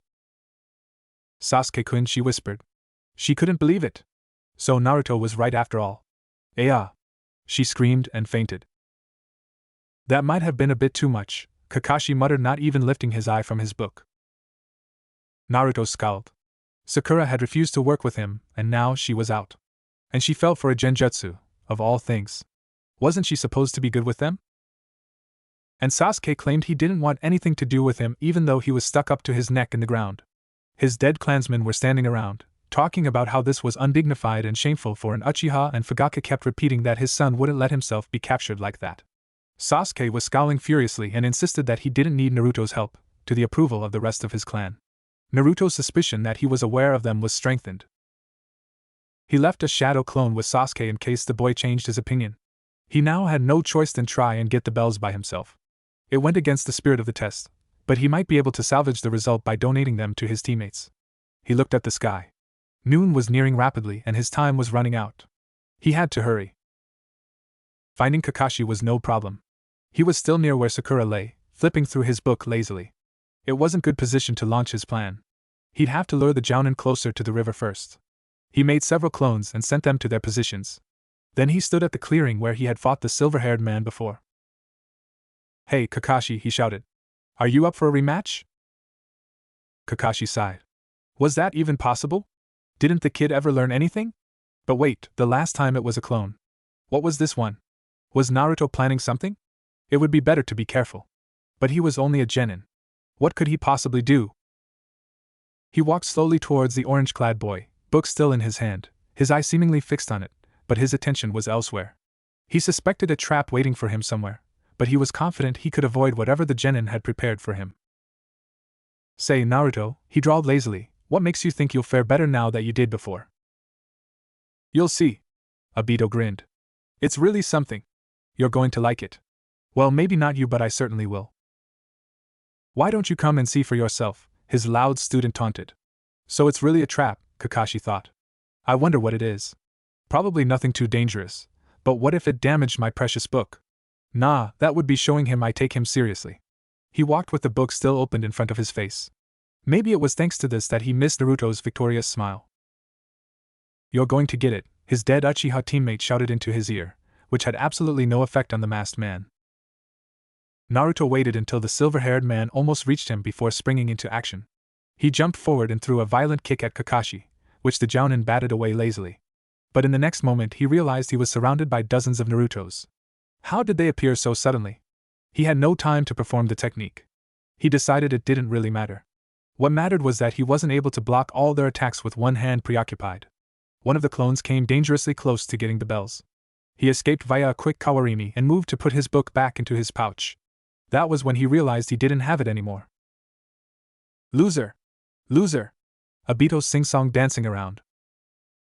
Kakashi was worried. Where was his book? Did he accidentally drop it while fighting the Kage Bunshin? His questions were soon answered by a loud shout. "Hey!" The one-eyed man looked to where did the voice come from. He saw a Naruto standing in the river, holding his prized possession right above the surface. Oh no, thought Kakashi. One wrong movement, and he drops it into the water.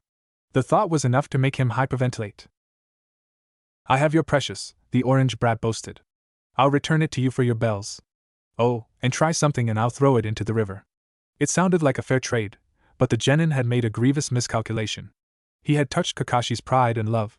Such action couldn't go unpunished. Meanwhile, the blonde was feeling quite pleased with himself. He had successfully lured his sensei into an area littered with transformed shadow clones.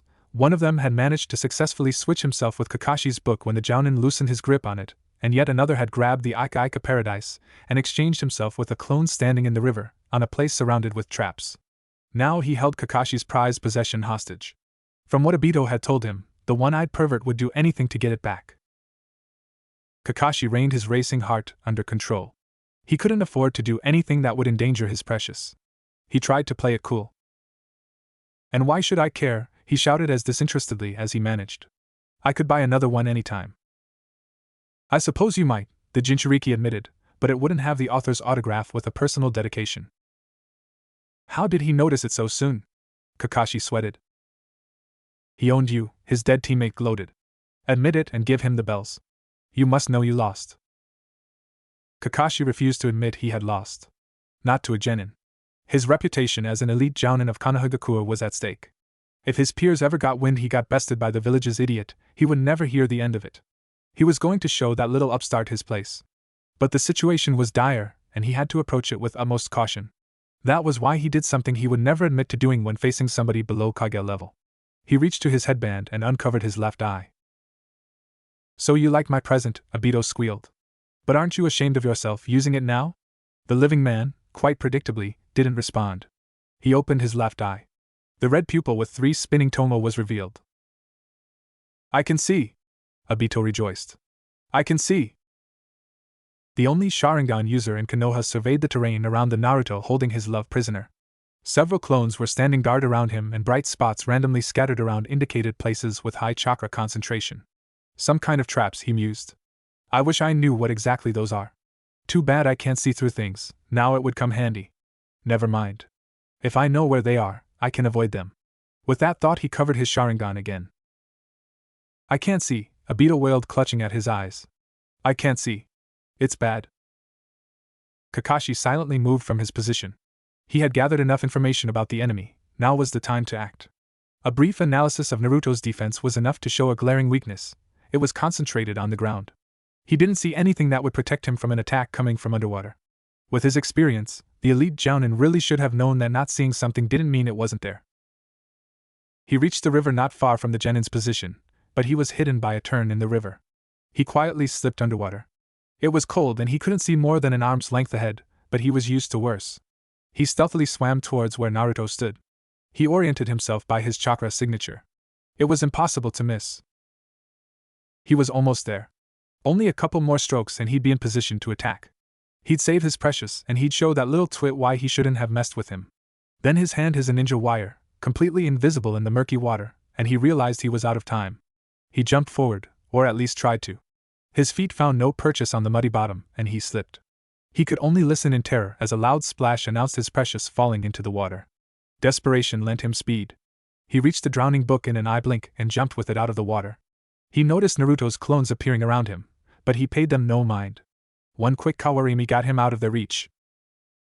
"You poor dear," Obito cooed. "You almost lost your book. Oh, woe to you." He seated himself in a tree and examined the mess that became of his precious. He realized it wasn't as bad as he originally thought. The orange book was dripping wet, but it wasn't thoroughly soaked. It wasn't in the water long enough for that. The damage would be minimal if he dried it carefully. But the mere fact that there was any damage infuriated him to no end. He plotted the most creatively painful ways to kill the culprit until the alarm rang. So late already? He looked at the sun. It indeed was noon. Well, at least the decision who to tie up is easy today. Naruto was fuming. He came the closest to the bells, at least in his opinion, and yet he ended tied to the stump. Why wasn't it Sakura? She's the one who did nothing. That's so unfair, he seethed. But it's also nothing new. It made him seethe even more. Hey, you were amazing, Obito reassured him. He actually used my eye. The blonde had no idea what was it supposed to mean, but he couldn't ask. He doesn't do it unless he fights really kick-ass ninja. Kakashi stood in front of the 3 genin, what little was visible of his face completely unreadable. He thought over their performance in the test. Sakura had proven herself completely useless, exactly as he had expected. Sasuke showed more battle prowess that he gave him credit for, but even he didn't show anything particularly surprising. Only Naruto managed to do that. He realized he had to completely change his opinion of the boy. He obviously had some ability, and he was smart enough to use it. Once his rage over the stolen and dunked Ika died down, he had to admit that the boy was actually quite good. Maybe he isn't a disgrace to Sensei's name. I wonder why Academy records said the opposite. But what was the most important thing, they showed absolutely no hint of teamwork. Even now they were staring ahead, not interacting with each other except for Sakura's admiring glances for Sasuke. No matter how good their individual performance was, if they refused to work with each other, he couldn't possibly pass them. But maybe, just maybe, he might give them another chance. Well, he started lazily, there's no need for you to go back to the academy. Sakura perked up. She looked like an adorable puppy. Did she really believe she passed? Minus points for her. Sasuke barely acknowledged it. He looked like he considered his success a given. Not that again, Obito yelled. Naruto sighed. Kakashi wondered what that could mean. All 3 of you should quit as shinobi, he finished and let it sink. Outrageous. Fugaka shouted. You can't fail my son, thief! The Uchiha are better than you, Mikoto agreed with a nasty sneer on her pretty face. I said not that again, the goggled dead Uchiha whined. Sakura looked like somebody just kicked her puppy. Sasuke glared daggers. Naruto looked like he expected it. Most intriguing, the Jounin thought. Kyuquid as ninjas? Sakura stammered. Why? She was at the verge of tears. She couldn't be separated from her Sasuke-kun. We won't be, Sakura assured her. Because all of you are just punks who don't deserve to be ninja, he elaborated. Predictably, Sasuke attacked him. Kakashi moved swiftly, throwing the last Uchiha to the ground, kneeling on his back and twisting his arm, demonstrating the difference between a seasoned Jounin and a fresh genin. How dare you treat my son like that, you trash, the dead Uchiha clan head shouted. Yeah, man, you're harsh, Obito agreed. That's why you're a punk, the Jounin stated. Don't step on Sasuke-kun, Sakura screeched. Naruto winced. The volume was unbelievable. Wow, she sure can scream, the goggled ghost commented. Kakashi ignored the disturbance and spoke seriously. Are you guys underestimating ninja? Huh. Why do you think you were divided into teams and doing this training? Huh. The pink-haired girl blinked. What does that mean? That means, Naruto started, that we are supposed to be a team. Can't you figure it out yourself? Shut up, Baka, she shouted. Nobody asked you. On the contrary, Sakura, the silver-haired man interrupted. She looked at him befuddled. I asked every one of you. Naruto already gave his answer. Can you do the same? We were divided into teams, because we are supposed to be a team? She looked at their sensei questioningly. She was unsure of her answer, but she couldn't come up with anything better. And what about Sasuke? Kakashi looked down on his captive. What say you? Come on, Sasuke-kun, Obito mocked Sakura's fangirlish tendencies. You're so clever and smart, you can get it in no time. Behind him, Fugaku kept demanding Kakashi release his son. Naruto had to bite his tongue. The dead Uchiha were hilarious. Whatever the living Uchiha said was muffled by the dirt he was currently biting. Judging from his tone, it was probably unpublishable. No answer? Well, the masked man shrugged, it's your loss. As your teammates almost guessed, the answer is teamwork. But the pinkette started meekly, but then found her courage. What do you mean, teamwork? There are only 2 bells. So you noticed? Obito snickered. Even if we work together, one of us will still fail. The pink-haired girl was enraged. What teamwork? That just makes us fight each other. Of course, Kakashi shouted. The test is purposefully set up to make you fight among yourselves. Nasty! His teammate kicked him. Sakura looked puzzled. Naruto simply watched him with interest. That in turn interested the Jounin. He had never seen such reaction before. The purpose is to see whether you can forget about your own interests and work together, he explained. A true Uchiha serves no one, needs no one, Fugaku stated. Mikoto nodded in agreement. Yet you guys, he shook his silver head and sighed. Sakura, you were only worrying about Sasuke. I know that Naruto approached you, but you left. Why? He didn't give her time to answer. Sasuke, you just assumed the others would go into your way and tried to do everything by yourself. My son can do everything by himself. It's expected from my son. It was certain now. Sasuke could hear them, at least a bit. Naruto, you were running around by yourself. And what was that stunt supposed to mean? You were told to get the bells, not my book. You said we could use anything, the blonde replied. There was no rule about blackmail. I simply targeted something you didn't guard as closely as the bells. And teamwork requires willing teammates, and I sorely lack those. How dare you! Sakura shouted, punching him.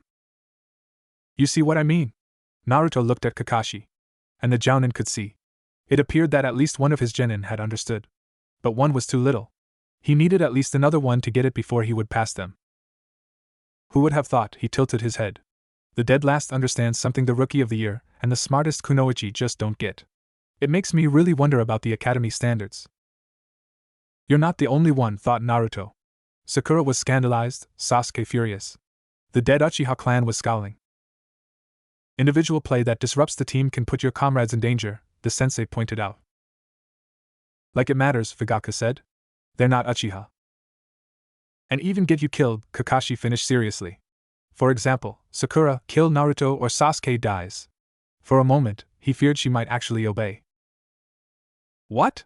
she shouted, her eyes darting between her two teammates. You see? If a hostage is taken, you will have tough choices and then die. Like we had a tough choice, Obito said sadly. It was completely out of character for him. Naruto yearned to drag the story from him. You will be risking your lives during your duties. Look at this, he pointed at the memorial. The numerous names carved in this stone. My name.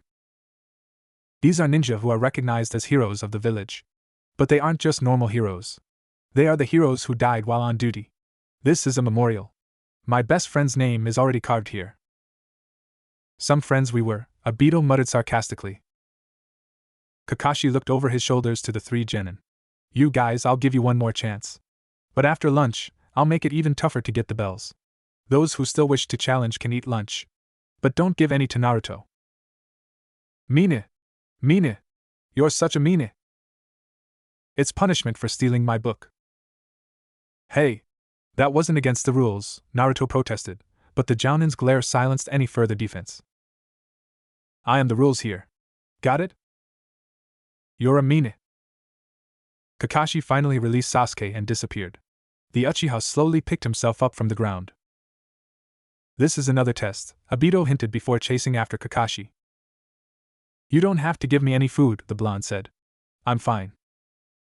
Like we'd want to, Sakura muttered between bites. Naruto rolled his eyes. Teamwork, he whispered. Sakura scowled. Sasuke looked thoughtful, though with him it was always hard to tell. My son will not fail, Uchiha Fugaku stated for who knows what time today. Then Naruto's stomach rumbled. Sasuke sighed. He handed the remainder of his lunch to his bound teammate. Here, he said. Don't feed the monster, his father shouted. Sakura stared at him wide-eyed. Hey, Sasuke-kun, sensei just said another lie, Sasuke wanted to say, but couldn't. He suspected the Jounin was listening on them. He had to make it look like he actually cared about Naruto more than his career, when in reality he only figured this was another trick test. Don't worry, he tried to placate the kunoichi. I don't sense him nearby. Because he's well hidden. After lunch, we'll work together to get the bells. Without food, he'd just be in the way. Sakura looked at him thoughtful and then decided to follow her idol's lead. Maybe it would make him fall in love with her Che, he'll be all ours, inner Sakura boasted. Shinaro. Then Kakashi appeared in front of them in a swirl of leaves. The three genin startled. You three, he made a dramatic pause, pass. It was the first day of training after Team 7 passed Kakashi's test. Their sensei had told them to meet them at the same training grounds at 8. It was now 10:15, and he was nowhere to be seen. Where is he? Sakura fumed. Probably wherever he was yesterday and the day before that, Naruto answered. Irresponsible. And preposterous. Treating an Uchiha like that, Fugaku sneered. He shouldn't be teaching my boy, Mikoto agreed. Sasuke deserves better. The only living Uchiha present seemed to agree wholeheartedly. Everybody deserves better, Naruto thought. What have we done to deserve this? But then again, maybe the other instructors are even worse in their own way. He cut his musings short. He had other, more pressing concerns on his mind. Namely what to do about Sasuke's dead family. The more he watched them together, the more he was convinced that his teammate could indeed hear them. Either that or he had exactly the same thought process, which was a possibility as well. He had tried to help the brooding boy before, but failed. He had tried to speak to him directly back then, and he refused to respond. Maybe he should deal with his ghostly entourage now. But how? The dead Uchiha despised him even more than the living one. Maybe Obito could help. But the rest of his clan didn't hold him in high esteem either. And that didn't solve the problem of how should he talk to them without being catered off to the mental ward. Before he could come up with a solution, there was a swirl of leaves and Kakashi appeared in front of them. His little orange book was thankfully absent. He's probably scared it would get destroyed. You're late! Naruto and Sakura shouted in unison and then looked at each other in surprise. A black cat crossed my path and I had to take the long way, Kakashi explained. That's my line, you thief, Obito shouted. Can't you come up with your own excuse? Naruto was hard-pressed not to laugh. Disgusting, Fugaku commented. Liar! Naruto and Sakura shouted once again. Sasuke slightly winced at their combined volume. Ruffians, the dead Uchiha clan head snorted. Unworthy to associate with my son. Anyway, the one-eyed man said completely undisturbed, now that everybody's here, let's start training. Yay! Training! Naruto exclaimed happily. If he had to wait any longer, it would have driven him crazy. Ruffian, Fugaku repeated. That's some enthusiasm, Kakashi remarked. If you're so eager, let's get started. The three of you, run 100 laps around the training grounds at top speed and don't use chakra to aid you. What? Sakura looked horrified. That was considerably more than she was used to running. I said 100 laps, do you have trouble hearing? No? Now go. The three genin obeyed and ran. The jounin took out his book and started reading. He had plenty of time to finish the chapter. Naruto and Sasuke took it as a challenge. They tried to outdo each other. At first Sasuke was faster, but after about 40 laps his stamina began to run out and Naruto, who didn't slow down the whole time, began gaining on him again. The last Uchiha couldn't allow himself to be bested by the dead last and drew on his reserves, cheered on by his deceased clan. It lasted him another 30 laps. Then he slowed down again. Naruto kept a steady pace the entire race. He caught up with the dark-haired boy during lap 94. Why so slow, team? He shouted. The Rookie of the Year grunted and pushed the last dregs of his endurance into his legs. It got him through exactly 4 laps. During round 99 he began falling behind and in the last lap Naruto gained a fair lead on him. Yay! I won! He shouted, dancing around. You won, great! Obito congratulated him. Sasuke dropped down and panted heavily. His family scowled. Unacceptable, his father said. My son shouldn't have lost to the monster. Even Mikoto frowned. Sakura was at lap 72. Kakashi sighed. There was much work to be done if she seriously wanted to be a kunoichi, though he had some doubts about it. Finally, even the pink-haired girl finished and promptly collapsed. The open pervert closed his book with a slap. Well, now you've finished the warm-up, we can start with the actual training, he announced nonchalantly. Sakura nearly panicked, but was too winded to do it properly. Let's start with some light sparring, he ordered. Sasuke, Naruto, you two are first. The two boys obediently moved to the middle of the clearing. Taijutsu only for now. Begin. The Uchiha wasted no time in tackling his opponent. The blonde blocked his violent punch, but winced under the force of the impact. The dark-haired boy gave him no time to recuperate and followed with a roundhouse kick. The orange-clad boy jumped back to avoid it. The class prodigy was on him again before he could blink. He was furious about his loss in the run, and he wanted to get back at the other genin for it. The fight was pretty one-sided. Sasuke was called the genius for a reason and Naruto's taijutsu was merely mediocre, thanks to his lack of actual practice. He lasted as long as he did only due to his resilience, endurance, and high pain tolerance. The last Uchiha was getting more and more furious. How comes he couldn't defeat the class idiot? He had hit him numerous times, but the dope just kept bouncing back. No matter how many times he pushed him to the ground, he always got up. He barely heard Sakura asking their sensei why he didn't call the match. Kakashi answered her that in real life there was no calling the match, you fought until the end. That was right. He would fight until the end. He would stomp the dead last to the ground until he wouldn't be able to dig himself out. He attacked with more power than before.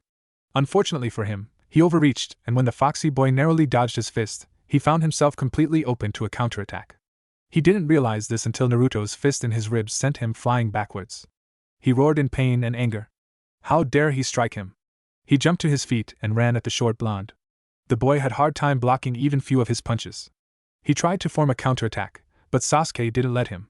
Soon he forced Naruto on his back and then stomped on him with all his might. There you have it, dope, he sneered. As expected from my son, Fugaku praised him. Good work, Sasuke, Mikoto smiled gently. You're so mean, Obito chastised him. What had he done to you? Naruto only spat out blood. Kakashi frowned. This was bad. A healthy competition between teammates improved their individual performance, but what he witnessed today went far beyond that. He would have to do something about it, or the team wouldn't be able to function. The match is over, he called. Sasuke won. Now Sakura, you'll spar against Sasuke. The pink-haired girl looked unsure of herself. She never doubted she would lose, but she was scared her idol might beat on her like he beat on Naruto. That baka deserved it, inner Sakura supplied, but it wasn't enough to convince her. She reluctantly took her place facing her crush. Begin, the silver-haired man ordered. The fight was quick. The young Avenger attacked without preamble and the fangirl made a few half-hearted attempts at defense. She ended on the ground within a minute. Sasuke won, the Jounin declared. Inside he was frowning. The girl proved herself completely useless. There was one last chance for her. Now Sakura fights Naruto. The last Uchiha strolled away and Naruto resumed his position in the middle of the clearing. He seemed completely unbothered by the beating the Rookie of the Year had inflicted on him. Begin. Sakura immediately attacked. Naruto blocked her without much trouble. She attacked with more strength, with the same result. That frustrated her. She tried a kick, but the blonde evaded. This had gone on for several minutes until the pinkette started to tire. Her movement became more and more sluggish. This was when her opponent went on offensive. The fight was over in moments, with the kunoichi down on the ground. Winner Naruto, the masked man announced. Your performance was pretty pathetic overall. How dare you, Fugaku growled. Sasuke scowled. Sakura looked sheepish. Naruto watched him attentively. Sakura, you know the standard academy taijutsu well, but you have little strength and stamina. Naruto, your forms are a mess. You can't count on outlasting every opponent, they would kill you before you have the chance to do so. Sasuke, you might be the best in terms of ability, but you let your pride rule you. That is exactly the kind of thing that would get you and your team killed. He made a pause to let his words sink. Next thing will be practicing your teamwork. He took a bell from his pouch and fastened it to his belt. Well, you know the drill. You have 5 minutes to form a strategy. Then begin. He shined away and covertly watched what his team would do. So how do we do it, Sasuke-kun? Sakura sucked up to her crush. You just don't get in the way, the Uchiha suggested. She looked like he just slapped her. That's right, Fugaku agreed. You're just a clanless excuse for a kunoichi. Hey, we're supposed to be practicing teamwork, Naruto reminded them. Fine, the dark-haired boy scoffed. Sakura can be bait then. It took nearly 2 minutes of insults before they got to actually discussing strategy. What they agreed on in the end was half-baked at best. It started with Naruto's horde of Kage Bunshin attempting to herd Kakashi to where Sasuke and Sakura prepared traps where the Uchiha would try to force the Jounin into an unfavorable position from where the girl would snatch the bell. It failed right at the beginning. The silver-haired man outright refused to be herded anywhere, instead performing Kawarimi with Naruto's clones, making them hit each other. Even when the blonde caught up on his trick, he couldn't make the older man go the direction he wanted him to. Sasuke came out of hiding to fight the Jounin without the aid of pre-prepared traps and failed promptly. Sakura didn't even come close to Kakashi. Needless to say, they didn't even touch the bell. Do I even have to tell you how you did or can you figure out for yourselves, he said sternly. Not well, Obito commented. The rest of his clan looked disappointed. The 3 genin stared at the ground. Well, it's late now, so you have an hour for a lunch break. In the afternoon, we'll go for a mission. Yay! Mission! Naruto rejoiced. Even Sakura perked up and Sasuke was interested. Kakashi allowed himself a small smile. He wondered how long would their enthusiasm last once they knew the joy of D ranks. Kakashi was currently wondering whatever had possessed him to pass this team. How did he ever mistake whatever they did during the bell test for teamwork?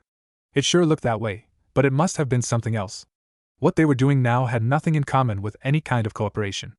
After the disaster that was the morning training, he decided to take his team on a mission. They got a simple D rank, what else, to paint a fence? What could possibly go wrong with it? A lot of things, obviously. First came the moment the mission objective was announced to them. They were obviously under some delusion that they would be sent on a higher-ranking mission right out of the academy. When Naruto heard what they were supposed to do, he shouted what? At the top of his lungs. Did he think it was beneath him?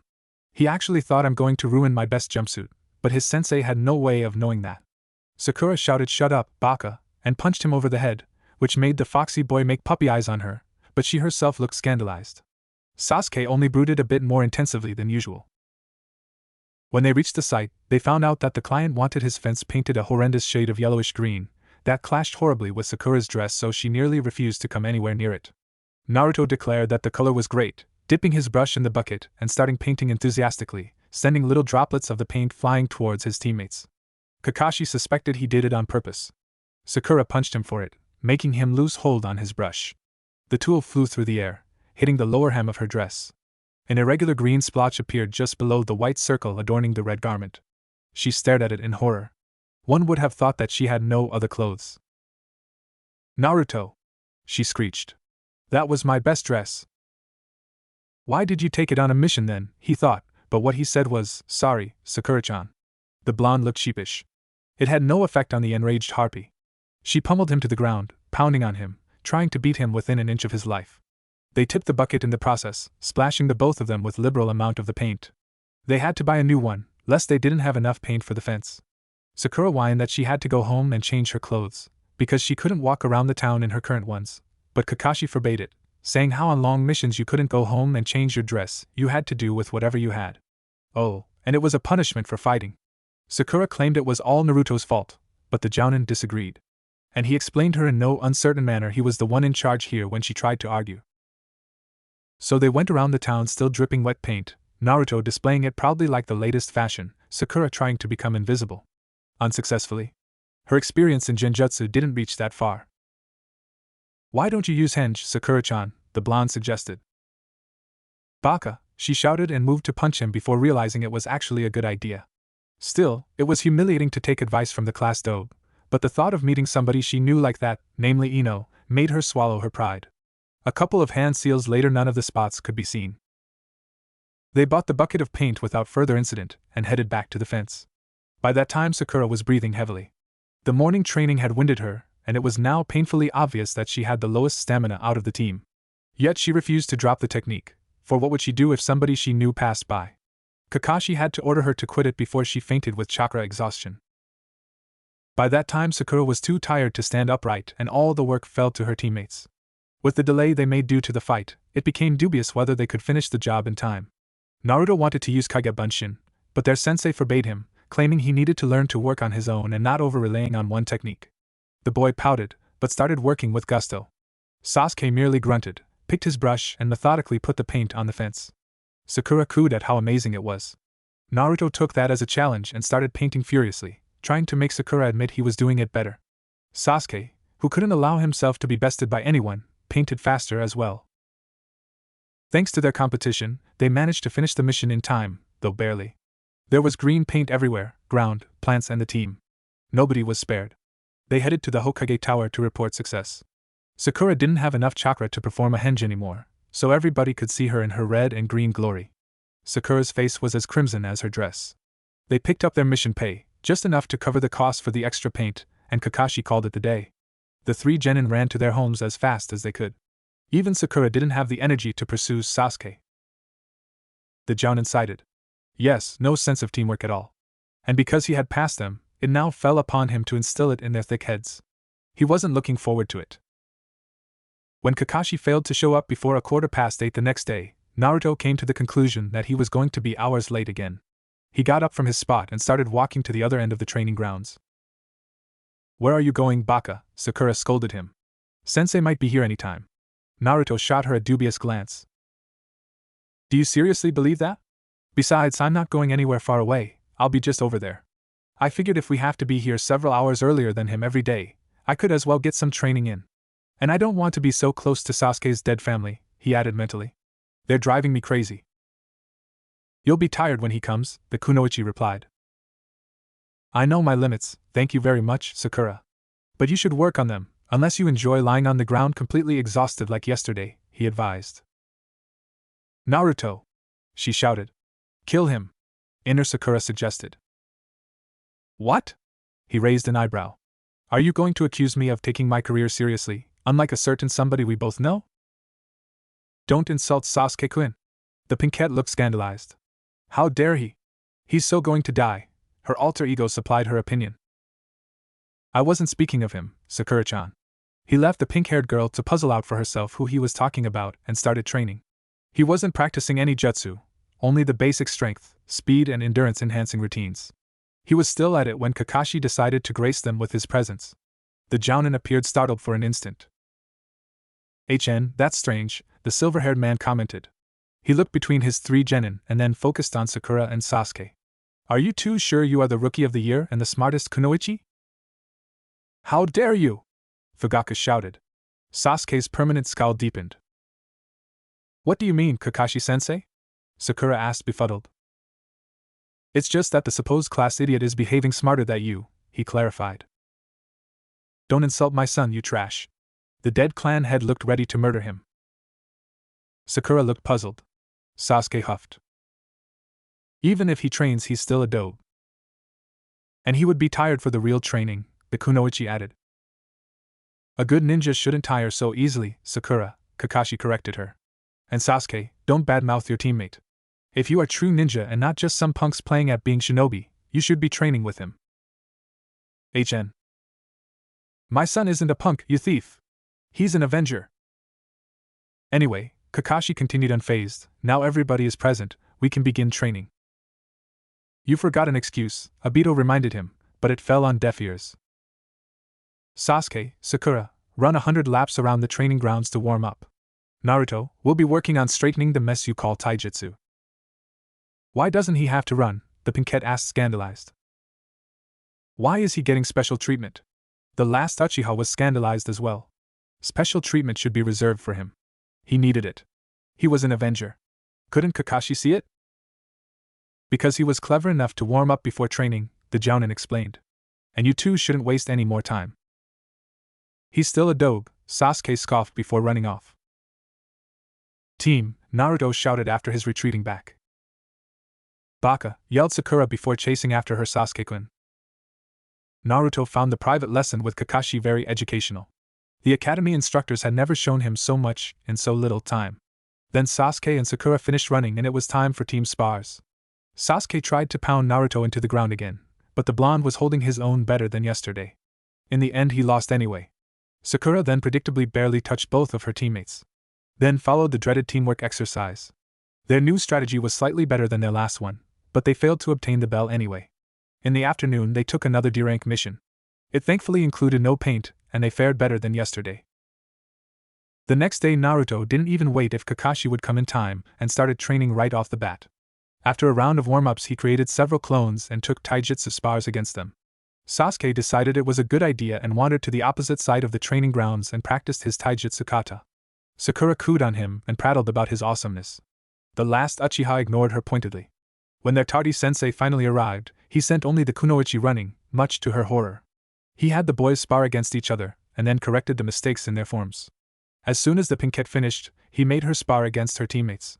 She was barely able to move due to exhaustion, so the fights ended almost before they began. The third day Sakura finally caught on and even she started training, though she made sure she looked good for Sasuke. Kakashi didn't send any of them running, instead working with them right from the beginning. Naruto wasn't sure, but it looked like the man was smiling behind his mask. In the following weeks, they fell into a routine. In the early mornings the three genin trained individually, practicing strength, speed, kata, chakra control or ninjutsu, depending on whatever they felt they needed. Then Kakashi came and they were sparring, practicing teamwork, polishing their forms and sometimes even learning new moves. Afternoons were reserved for D-rank missions. After 3 weeks they managed to touch the bell for the first time and 4 days later Sasuke actually snatched it. You're wonderful, Sasuke-kun, Sakura cheered. We did it! Naruto laughed. Even Sasuke cracked a smile. As expected from my son, Fugaku said. Good work, Sasuke, Mikoto smiled. Good job everyone, Obito congratulated them. You're getting better kids, Kakashi smiled, but don't think you're good already. Uchihas are elite, Fugaku pointed out. Stuffed up prick, Obito stuck his tongue at him. The clan head scowled, which had no effect on the outcast. But you're now good enough to learn some of the more advanced stuff. Tomorrow I'll teach every one of you a jutsu, he promised. Yay! Naruto punched the air. Sakura laughed and even Sasuke actually smiled. Kakashi was worried about his team. It was true that they improved greatly. Sakura's stamina and chakra reserves grew, though she was still far behind her teammates. Naruto's taijutsu improved dramatically. During his numerous spars with his Kage Bunshin he realized he retained some of his clone's memories. He then used it to test various moves. It dramatically shortened the time needed to get the right form. The muscle memory he had to train with his real body. Sasuke's abilities improved as well, though it wasn't as dramatic as with his teammates. That was something that angered him to no end, so he started secretly practicing another jutsu from his clan's repertoire during the evenings. He wasn't finished yet. But this was where the positives ended. Even though they finally took their careers seriously, even though their teamwork had improved with every drill and every mission, they were only going through the motions. There were no real bonds forming between his students. In every session, Sasuke would try to beat Naruto into a bloody pulp without fail. The blonde looked like he didn't mind, but Kakashi could only wonder how long was that going to last. Nobody could take such abuse indefinitely without effect and the silver-haired man could only wonder when he would finally snap. He was sure that when it happened, it wouldn't be pretty. That brought him to the next matter on his mind. What was he supposed to teach them? Nothing too destructive, that was one matter he was certain about. The boys were prone to use it against each other, and he didn't want them to cause any permanent damage. Sakura was easy. The girl still had low stamina, but very good chakra control, so it would be a genjutsu for her. He wasn't an expert on those, but he knew several useful ones. He didn't have to think long to decide on which would be the best for her. Then he thought about Naruto. The blonde already had one powerful technique in his repertoire, the Kage Bunshin. He needed something he could use in conclusion with it, some short-range melee jutsu that could be activated quickly. Too bad he didn't know what his elemental affinity was. It would have narrowed his search considerably. Ah, well, he'd get to it later. Then there was Sasuke. Not only he couldn't give him anything too destructive, he had to show him something powerful enough to catch his interest. If the last Uchiha thought he was being overlooked, it would destroy what little team dynamics they had. Once again he mused on whatever had possessed him to pass this particular team. If they won't improve soon, he would have to do something drastic, like taking them on a mission somewhere far away and forgetting them there. He sighed wistfully. Too bad he wouldn't get away with something like that. He shook his head. He had no time for idle musings. He had a job to do. He got back to considering what jutsu he should teach the boys. The next morning Team 7 awaited Kakashi's arrival eagerly. They were all training diligently, but only half of their minds were in it. Because their sensei had promised to teach them a jutsu, Naruto was refining his chakra control. He had first heard about tree walking a long time ago, but it took him nearly as long to figure it out. The first few exploding trees had deterred him from trying again for quite a while. But now he was walking up and down the trees with little trouble. He only made sure none of his teammates could see him. He even positioned clones as lookouts. That brought his mind to a less cheerful topic, namely his team. His attempts to improve their relationships had ended in vain, usually before they could begin in earnest. He still didn't find an opportunity to talk to the dead Uchiha clan. Sasuke was trying to kill him every spar, obviously enraged that the dobe was improving faster than him, even if he was still below his level of proficiency. Sakura at least was beginning to resemble a kunoichi. That made her less likely to die on their first mission, which made him glad. Worse was that she didn't warm up to him one bit, hating him for making her Sasuke-kun unhappy. He had tried to initiate some team bonding activities with her, but she was always chasing after Sasuke. He considered it a success when she didn't punch him. That said a lot about how screwed their team was. He sighed. He would have to do something soon, but no matter how hard he racked his brain, he couldn't come up with anything that might actually work. Then finally Kakashi-sensei appeared. The three genin ran to him eagerly. Sorry I'm late, an old lady needed my help carrying her bags home, and she kept forgetting when she was living. We have walked through all of Konoha before she remembered. That's my line. Obito screamed at the top of his lungs. Disgraceful, Fugaka sneered and Mikoto nodded in agreement. It was the comfortable routine of every morning. So now everybody's here, we can begin. He withdrew 3 scrolls from his pouch and threw each of them to one genin. Read them thoroughly and ask me if there is something you cannot understand. Then he sat down and buried his nose in Ika Ika Paradise. That was another thing that never changed. Get a girl finally, Obito advised, but just as every other time it was unheeded. Naruto sighed and opened his scroll. He read the name at the top, Teiashi no Jutsu, the pushing hand. It didn't sound like much, but he wasn't one to judge a book by its cover. He unrolled the scroll and started reading. He had to admit that this technique really sounded interesting. It gathered chakra into one's palm and then pushed it forward in a strong pulse. It could be used to enhance the damage done with punches. When used properly, it could give the illusion that the user was much physically stronger than he really was. There was a warning that it took up a lot of chakra, but that wasn't a problem for him. What was worse, it required good control to do any damage, otherwise it was only a huge waste of energy. Well, they'll just have to train a lot.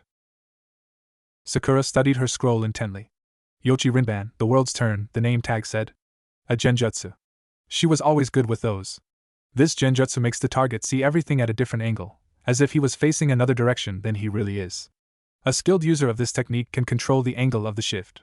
The user must be careful not to make the change too big, otherwise the illusion would be easily recognized, because it cannot make the target see something outside his field of vision. If cast while the target is moving, he might not notice he's under the technique. This is quite a limitation on its usefulness, thought the kunoichi, but it is still useful to confuse the enemy. She proceeded to study the details. Sasuke opened his scroll with impatience. Finally he was going to learn something powerful. A step closer towards avenging his clan. He opened the scroll and read Katan, Ryoka no Jutsu Dragon Fire Technique. This jutsu uses wires to guide a torrent of flames alongside them. If the user manages to bind the target with ninja wire, this attack is deadly. Deadly? Sasuke liked that. Fugaku was reading over his son's shoulder. The nerve of him, he scoffed. Doesn't he know Katan jutsu are the Uchiha's domain? We have a library full of them. And this one as well. True, my dear, Mikoto added. A thought suddenly entered Sasuke's mind. Didn't he see this jutsu scroll before? He wasn't sure, but he couldn't rule it out. There were many scrolls in his clan's library. He didn't remember what they all were about. He'd have to check it out. Any questions? Kakashi asked after all three genin read through their respective scrolls. Sakura had some technical question and the jounin answered it to the best of his knowledge. If there's nothing else, let's practice. The next day Sasuke appeared in a foul mood. He had searched his family library, and it didn't take him long to find the scroll with Ryoka no Jutsu there. He wasn't pleased that Kakashi gave him a scroll he already owned. But he had to admit that the one-eyed jounin couldn't possibly know what jutsu the Uchiha clan possessed. But fire techniques were their specialty. He should have known it. Everybody should know it. He didn't say anything. He had to admit Kakashi was trying. He was going to give him the chance. The training progressed much like it did before. The individual abilities of Team 7 improved and they were integrated into their teamwork. Kakashi tested it again with the bell. He now had to actually pay attention to the three genin now. Otherwise there was nothing to be proud of. Naruto tried addressing Fugaku once, but the dead clan head got offended and shouted at him. His teammates were looking at him strangely, much to the delight of Obito. Kakashi's deceased teammate was snickering at him about talking to ghosts for days after the incident. Naruto decided to put off further attempts until a better opportunity arose. Unfortunately, he had no idea how said better opportunity should look like. The bond among the genin weren't strengthening as well. Sakura didn't lash at Naruto so often, but otherwise she didn't warm to him a bit. Sasuke brooded as ever. Sakura still worshipped the ground he walked on, but didn't do it 24/7 anymore. Her training was slowly shaping her into a competent kunoichi and her confidence rose, though only a little. Kakashi frowned behind his orange book. He was worrying about his team too much. He couldn't even enjoy Ika Ika Paradise properly anymore. That simply wasn't tolerable. He had to do something about it. But what? Take them on a C rank? A boring mission would accomplish nothing. And should they encounter an enemy, how would his genin react? Would they be the well-oiled machine they were during training or would they fall apart entirely? There was only one way how to find out, but the silver-haired jounin was reluctant to pursue it. What if the answer was no? Would he be able to face the consequences? No matter how much the brats grated on his nerves, he didn't want either of them to die. So what should he do? He procrastinated. He didn't have to decide now. He could hope that the matter would resolve itself. But that would take a miracle. Kakashi didn't believe in them. But he tried to hope anyway. The forest was ominously silent. Even the wildlife was quiet, feeling the presence of shinobi sneaking around. What's the distance to the target? The voice was so quiet that it barely carried over the hustling of the leaves in the mild breeze. 5 meters, a whispered response came. I'm ready anytime. So am I. Me too. 3 equally quiet voices signaled the team's readiness. The squad leader nodded silently. Okay. Go! 3 trained killers sprung into action. The target registered the slight rustle of dry grass under one of the attacker's sandals. He sprang forward. He ran into a tree. What was it doing there? He was convinced it was further to the right. He must have turned during his jump. It didn't matter. He climbed the trunk with haste. He noticed one of his pursuers climbing after him. He had to get out of there quickly. He spotted a convenient branch. He could use it to get on another tree. His hunters couldn't follow him. He jumped. Then, to his horror, he realized that the branch wasn't there. He shrieked, his limbs flailing wildly, trying to find purchase on anything. The ground was approaching rapidly. One of his attackers appeared below him. This was bad, but not hopeless yet. The attacker's arm shot forward, trying to grab him from the air. He slashed at it. He missed, only tearing through his sleeve. How? Then he suddenly felt a hand grab him. Got you! His captor shouted victoriously. The captive screeched. Poor kitty! Obito screamed. Sasuke was smiling victoriously, holding Tora by the scruff of its neck. Way to go, Sasuke-kun, Sakura squealed. As expected from my son, Fugaku commented. Good job, Sasuke, Mikoto smiled. Then Tora squirmed furiously.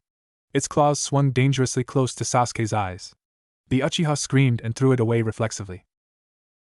Run, kitty! Obito cheered on it. Tora, freed from Sakura's genjutsu, took the advice and ran like its tail was on fire. Why did you drop it? Naruto shouted frustrated. That flea bag! Fugaku screamed, trying to gouge an Uchiha's eyes. My poor Sasuke, Mikoto cooed. I'll get you!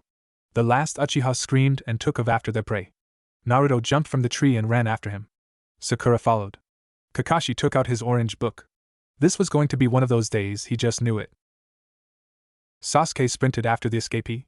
It was far too fast to be just a cat, but he was a trained ninja. He had no trouble closing the distance between them. He was going to show that filthy blob of fur.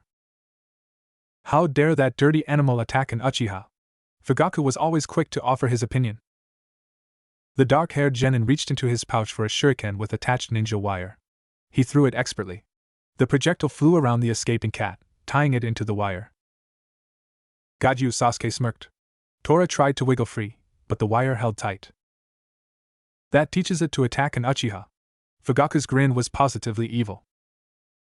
Well done, son, Mikoto beamed. Poor kitty! Obito wailed. Have you ever heard about animal cruelty?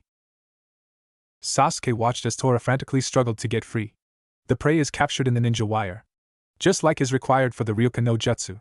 Sasuke imagined the vile creature being consumed by red-hot flames. So you got it? Naruto's voice interrupted his thoughts. HN, he replied noncommittally. Was he really barely a moment ago thinking about murdering a cat? It was just a stupid animal. He tried to imagine Itachi in Tora's position. Now that was a much sweeter thought. The orange-clad genin picked the cat from the ground. Ah! He screamed. Tora took the first opportunity to sink its claws into his skin. But the blonde refused to let go. He squeezed it a bit harder. Stop this now! He commanded. Tora disobeyed. Or more likely it didn't even understand. Poor kitty! Obito scolded. Are you trying to squash it or what? Crush it, Fugaku suggested. Dope, Sasuke smirked. Team, Naruto replied. He wasn't speaking exclusively to Sasuke, but the only living Uchiha around didn't know it. Great work, Sasuke-kun, Sakura cooed as soon as she reached them. Good job, team, Kakashi commended them, suddenly appearing next to them, not even raising his eyes from his book. Now go and report mission success.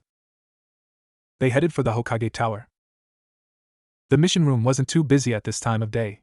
Most missions had been assigned earlier, and only few shinobi came asking for them now. They reported the mission success and handed the still fighting Tora to its owner. It wasn't a minute too soon. Not only Naruto's clothes got torn, but Obito kept snickering about his misfortune the whole time, and even the rest of the Uchiha clan wore quite pleased sneers while looking at him. It was slowly but surely driving him mad. They watched as Lady Shurjimi squeezed the cat with all her might, prattling about how she had missed it, completely oblivious about the animal's obvious pain. Poor kitty! Obito wailed for the umpteenth time that day. They should execute her for torturing her pets. They should forbid her from ever owning an animal again. They should fine her until she has no money left. Serves it right, trying to gauge an Uchiha's eyes, Fugaku sneered. Mikoto looked torn. She liked cats, but she liked her baby more. Sasuke watched the spectacle with a satisfied smirk. That would teach the flea bag. The Hokage picked up a scroll marked D. The chores called D-rank missions are demeaning to an Uchiha. The former clan head shouted his outrage. He did it every time a D-rank was assigned to them. My precious Sasuke can do better, his wife agreed. More D-ranks, please, Obito squealed. I want to see your awesome Sasuke get dirty again. Maybe he'll get his face full of paint this time. Shut up, you traitor. Obito didn't even think of obeying. He suggested several more misfortunes that could befall the last scion of the once mighty and noble Uchiha clan. How dare you wish this on my baby? Mikoto looked ready to attack him. Baby? Obito disagreed. A brat. A spoiled brat. That's what he is. Quiet, you disgrace. Fugaku snarled and launched himself at Obito, who was a tad bit slow to react. The two ghosts bore into each other, trying to tear their spiritual bodies apart. It was slow going, with neither of them possessing any substance.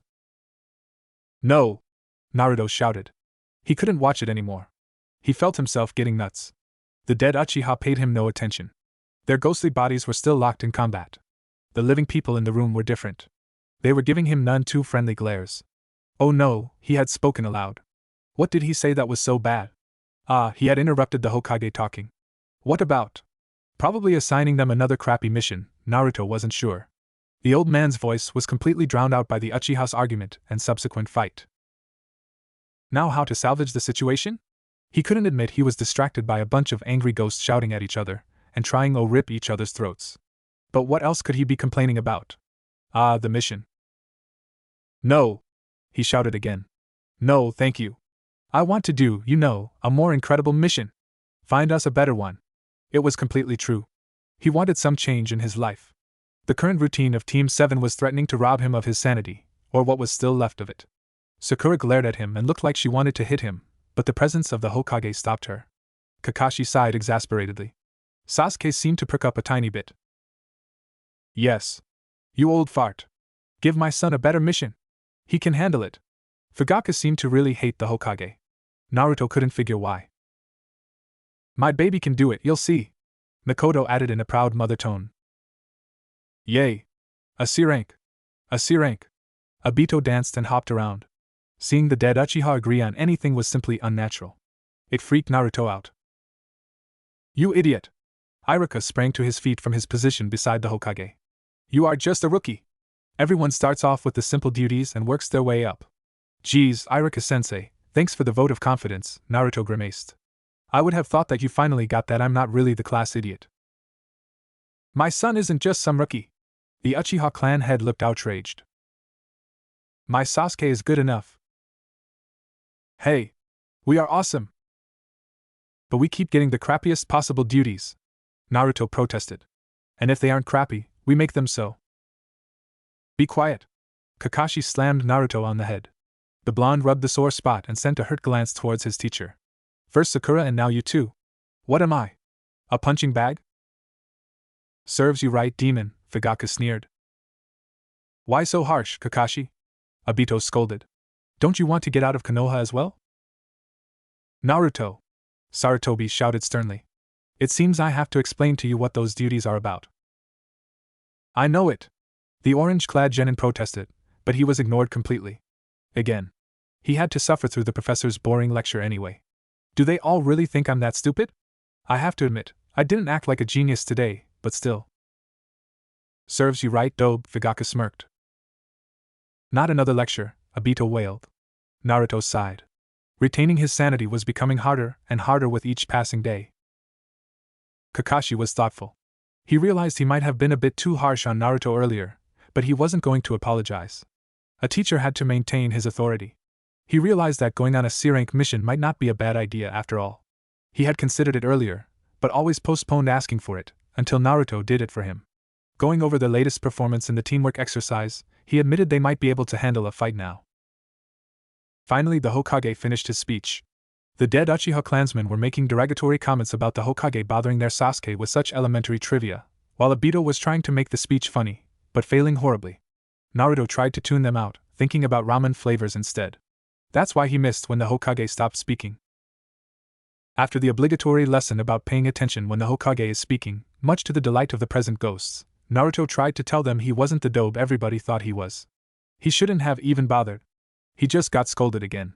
But then he noticed the Hokage smiling. Okay, Sarutobi spoke. Everybody looked at him in disbelief. If you want it that much, I'll give you a C-rank mission. A break from their routine? Great. Naruto nearly started dancing. Finally you acknowledged my son's skills, Fugaka grumbled. You can do it, Sasuke, but be careful, Mikoto smiled. We're going on a trip. Missions aren't trips, you disgrace. Naruto's earlier elation dissolved like snow in summer. He realized that the spirit Uchiha clan would be going with them. It's a protection of a certain individual, the Hokage continued. Why don't I like the sound of this? Who is it? He inquired. He tried to sound professional for a chance, despite his suspicion that it was a wasted effort. Yes. Who? Obito looked like a puppy with a bone. A princess? A daimyo? An actress? Disgrace. Shameful. Fugaka's sneer seemed to be permanently etched into his face. Will you come in here? The Hokage addressed somebody in the next room.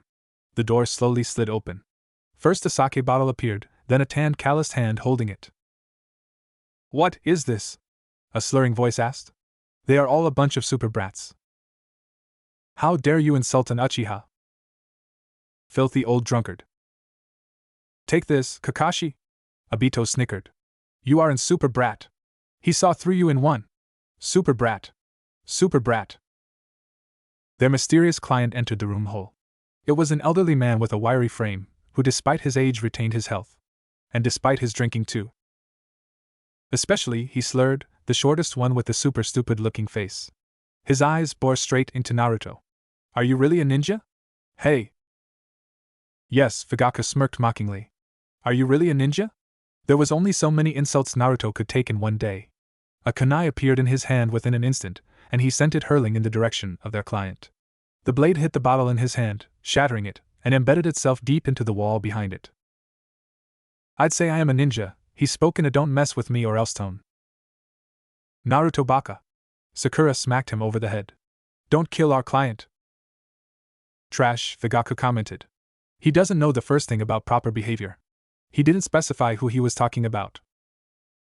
"I wasn't aiming to kill," he replied. She scowled. Their client only stared at the remains of his booze supply, now slowly dripping on the floor. He shook off his shock quickly. He leaned forward, trying to look important and intimidating. His obviously inebriated state wasn't helping any. "I am the super expert bridge builder Tazuna," he introduced himself. "You look more like super expert sake drinker to me," Obito snickered. "Who ever heard of you?" Fugaku scoffed. "I expect you to provide me super protection until I get to my country and complete the bridge." "You hired an Uchiha. Of course we are good." "Dude, you picked the wrong team," Obito commented. "Per you." Next came the necessary briefing about where they were going and when were they leaving. Naruto listened with only one ear. His eyes were seemingly focused at an empty patch of air just behind Tazuna's shoulder. A ghost was standing there. A ghost the bridge builder brought. The man was only staring ahead, not saying anything. He didn't seem like the kind that would respond to him, but he looked like a new one to Naruto. The blonde couldn't be sure, but he usually could guess pretty well how long a spirit was dead. And if there was a fresh ghost following Tazuna, it probably meant there was something sinister going on. They will have to be extra careful. The first day of their mission passed uneventfully. That is if you don't count Kakashi being late, though only by a quarter an hour, Sakura screaming at him, and the dead Uchiha clan running endless monologues about responsibility and traitors. The sun was shining on their way, the birds were singing sweetly, the flowers were blossoming and the wind was rustling in the leaves. It was such a beautiful day that even the constant derogatory comments of the deceased Uchiha clan couldn't ruin Naruto's mood. Tazuna's jibes were completely lost on him. The road they traveled on was rarely used and there were few inns near it, and far between. They passed one during the afternoon, but Tazuna insisted it was still too early to retire and they walked until darkness fell. They built a camp in the middle of woods. Naruto was assigned the middle watch. Usually nobody wanted it, but he didn't mind. The opportunity he was waiting for finally came. He waited until Sakura, who had the first watch, fell soundly asleep. He created half a dozen Kage Bunshin and stationed them around the camp. Then he got up from his position and approached the sleeping Sasuke. More precisely, his dead family. The ghost scowled as he approached. "Don't bother the Uchiha, trash," Fugaku scowled. "I come in peace," Naruto replied. It sounded lame, even to him. "Are you deaf?" Fugaku scowled. "I said don't come close. Please listen to me." "No." Naruto sighed. This was going to be harder than he imagined. "I know you are suffering, but do you have to torture Sasuke as well?" Sneers were his only answer. "Aren't you his parents? Shouldn't you want him to be happy?" "What do you know about us, demon?" Fugaku hissed. "Happiness isn't the Uchiha way," Obito commented, his voice hollow. "Do you have to destroy what little family you have left? Surely they would have to see reason." "Go away, demon! Or maybe not." "I can't," the blonde shook his head. "Not until you answer." "Go away, you vile creature!" Mikoto shrieked. "It's all your fault." "So you said before? And how exactly is it my fault?" "It's your fault. Some ghosts were extremely stubborn this way." "So you insist on being difficult. Are you truly beyond reason?" "Don't insult us, demon!" The glares they sent him now were positively icy. If you still have the ability, think about the well-being of your son, he pleaded. He will become strong, the clan head declared. I didn't mean that. He said it a bit more loudly than he wanted. His patience was stretched thin. Sasuke stirred in his sleep. How dare you disturb my son? Fugaku bellowed. He launched himself at Naruto. His clansmen followed suit. Naruto soon felt the familiar cold seeping into his veins. He decided to call a retreat. There would be another night. He'll have to think more carefully about what he was going to say. It was a long time before the spirits of the Uchiha clan calmed enough for Naruto to return to the camp. There was still over an hour of his shift left, so he tried to talk to the other ghost he wanted to talk to, namely the one that was following Tazuna. But the man wasn't capable of holding a conversation. He mostly stared ahead, sometimes muttering something about being scared, the bridge and some gato. Naruto couldn't make any kind of sense of it, but one thing he knew for sure, there was more trouble ahead than they bargained for. The next morning dawned bright and clear and the party embarked on their journey. Most of the day went very much like the previous one, bright, sunny and disrupted only by the occasional comet. Sakura asked Tazuna whether they had a hidden village in Wave Country, and a lesson of geography followed. During the night Naruto tried to talk to the dead Uchiha again. They greeted him with their usual insults and sneers, but he ignored it. What would bring you peace? He asked. Go away, demon. Die. Some Uchiha the genin didn't know by name suggested. Mikoto remained silent, looking sad. Our clan must assume its rightful place, Fugaku answered. Stuffed up pricks, Obito commented.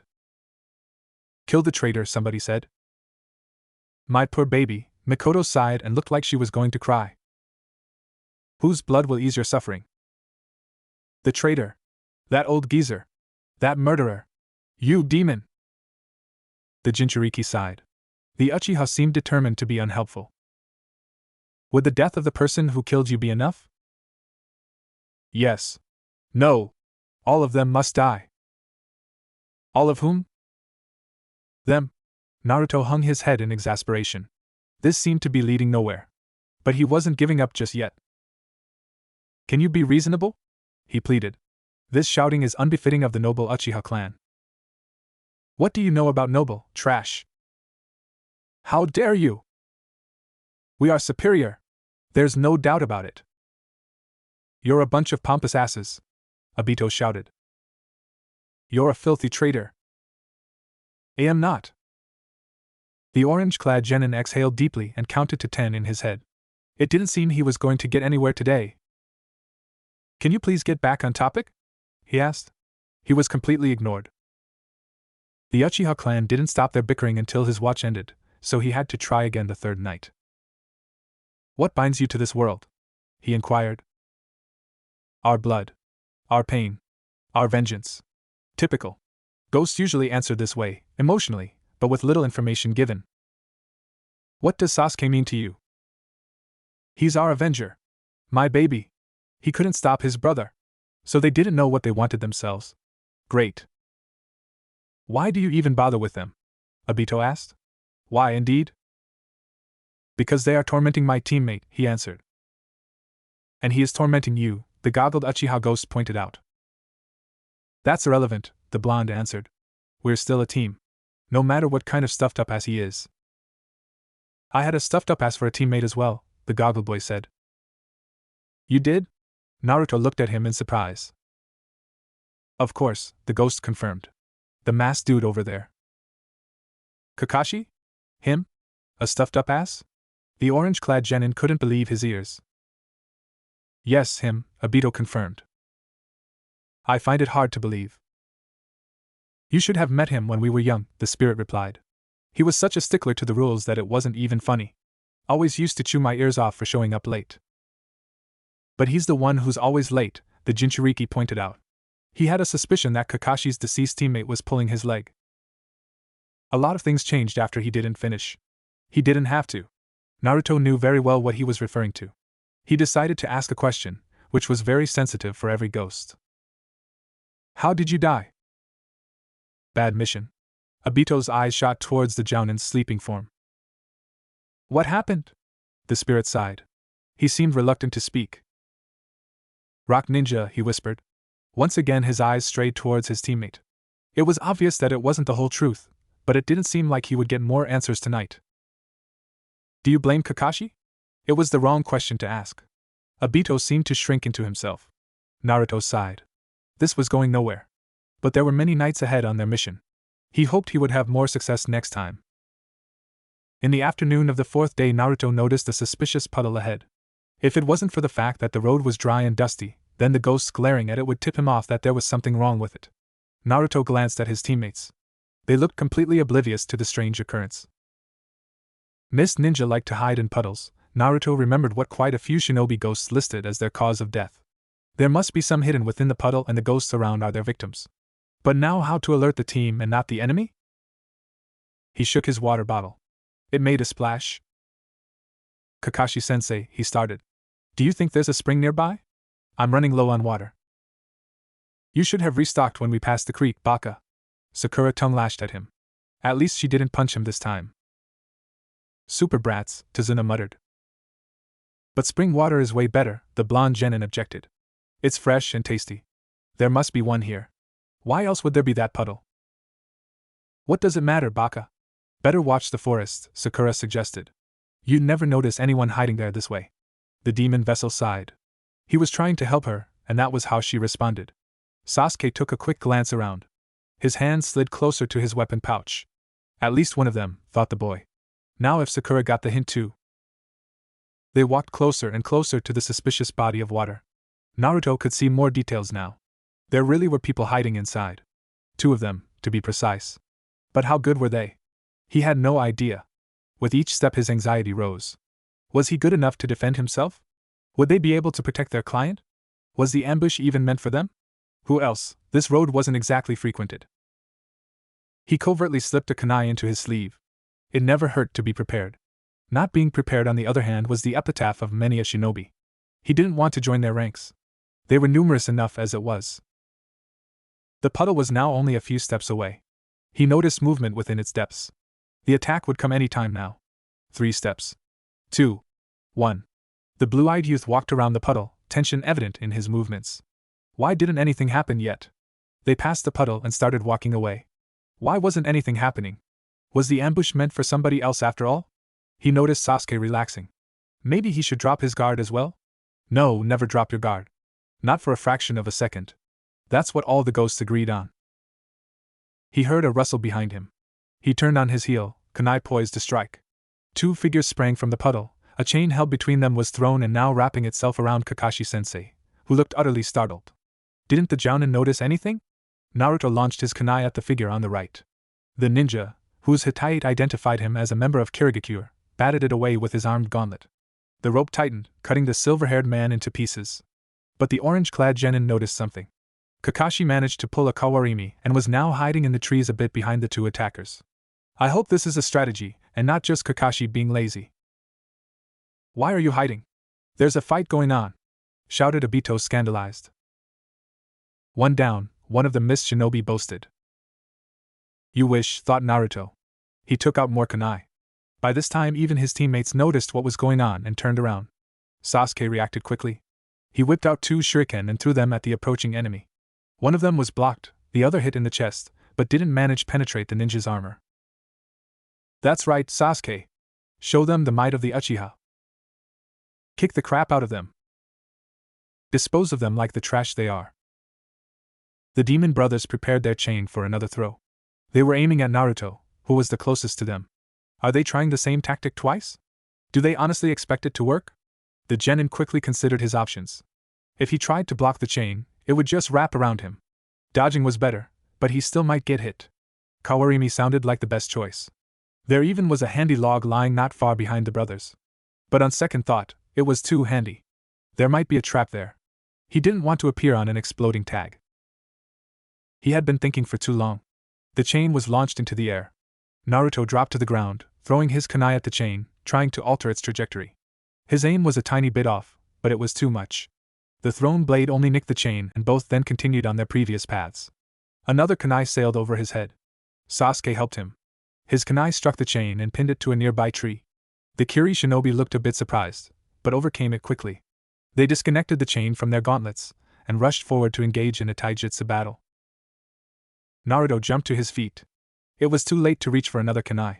He could only try his newest jutsu and hope it would work. He concentrated chakra to his right hand. He used as much of it as he could gather. Please let it work, he prayed. One of the brothers, the one with 2 horns on his hitate, was almost upon him. The Konoha genin punched, releasing the chakra upon contact. Or he tried to. In his haste he sent it forward too early. The wave of chakra slammed into the enemy, pushing him back. Naruto's fist soon followed, but the impact was weak. The mist ninja was merely knocked down instead of blown away. The youth hissed in pain. His hand hurt. The scroll warned that this would happen if he overloaded the technique. A hiss of metal slicing air brought him back to reality. The other attacker was almost upon him, swinging his gauntlet arm at his head. Naruto raised his arm to block, but he was knocked back anyway. The sharp edges of the gauntlet cut his skin. He took a moment to survey the battlefield. The shinobi with 1 horn on his hitate was now turning to Sasuke. The last Uchiha looked ready for a taijutsu battle, but Naruto didn't give him high chances. Sakura stood in front of Tazuna, her hands locked in the last seal of her genjutsu, but he couldn't tell whether she managed to affect anyone. The 2-horned brother was picking himself from the ground. The blue-eyed genin ignored the pain in his right hand and threw a handful of shuriken at the downed ninja. The demon brother managed to block some of them, but most went through. They couldn't pierce his armor, but one managed to embed itself in his unprotected thigh. So Sakura's genjutsu had worked. Unfortunately now it was broken. The 1-horned shinobi attacked Sasuke. The Rookie of the Year managed to dodge the first strike, but couldn't launch a counterattack. And the mist ninja was assaulting again. Just when Naruto was about to despair about their situation, Kakashi decided to re-enter the scene. Within a moment the Kiri shinobi were lying on the ground, bound by their own chain. Kakashi-sensei, Sakura squealed. You're alive. My son didn't need your help, Fugaku sneered. The fact that the statement was completely untrue didn't bother him the slightest. Sasuke just glared. Finally, Naruto muttered. So you decided to show you're lazy but finally, Kakashi? Obito scolded. What would sensei tell you? What if it was late again? We're saved, Tazuna sighed. Sorry I didn't act earlier and you got hurt, Naruto, Kakashi apologized. It's just a scratch, Kakashi-sensei, the genin brushed it off. The wound had already stopped bleeding. Their gauntlets were poisoned, the jounin explained. Crap, Naruto's eyes widened. He realized the masked man was right. He had heard about the various poisons from Water Country before. Why didn't he realize it earlier? He drew a kunai and stabbed it into the already closing wound. Blood flowed freely once again. Naruto, what are you doing? Sakura screeched. Getting the poison out, he explained. Duh. Isn't it obvious? Remained unsaid. You'll only hurt yourself worse, the girl pointed out. Let me see to that, I'll get some medicine. Just leave the monster alone, one of the dead Uchiha suggested. Do you know which one? He questioned. Have you any idea how to identify the poison? The kunoichi was taken aback. No, she admitted in a subdued tone. So you see, the orange-clad boy said. This is the surest way to get it out. Tazuna-san, Kakashi turned to their client. What is it? The elderly man replied. There was anxiety in his voice and it didn't seem to be only the after-effect of the scare he got during the attack.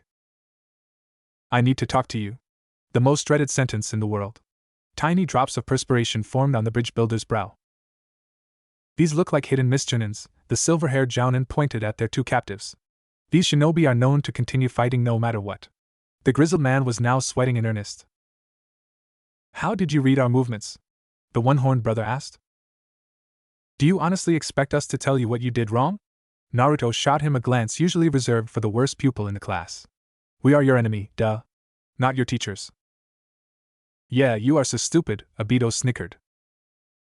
It's not like it matters, Kakashi shrugged. They aren't going anywhere. The brothers glared daggers at him. On a sunny day like this, there shouldn't be a puddle. Naruto sighed. The one-eyed jounin sure was overconfident. And overconfidence was the downfall of many a shinobi. If you knew that, Tazuna asked, why did you let the brats fight? Who are you calling brat, you trash? The 3 genin scowled at him. If I had wanted to, I could have killed them instantly, the sensei replied, but there was something I wanted to find out, who these 2 were after. Isn't it obvious? Naruto raised an eyebrow.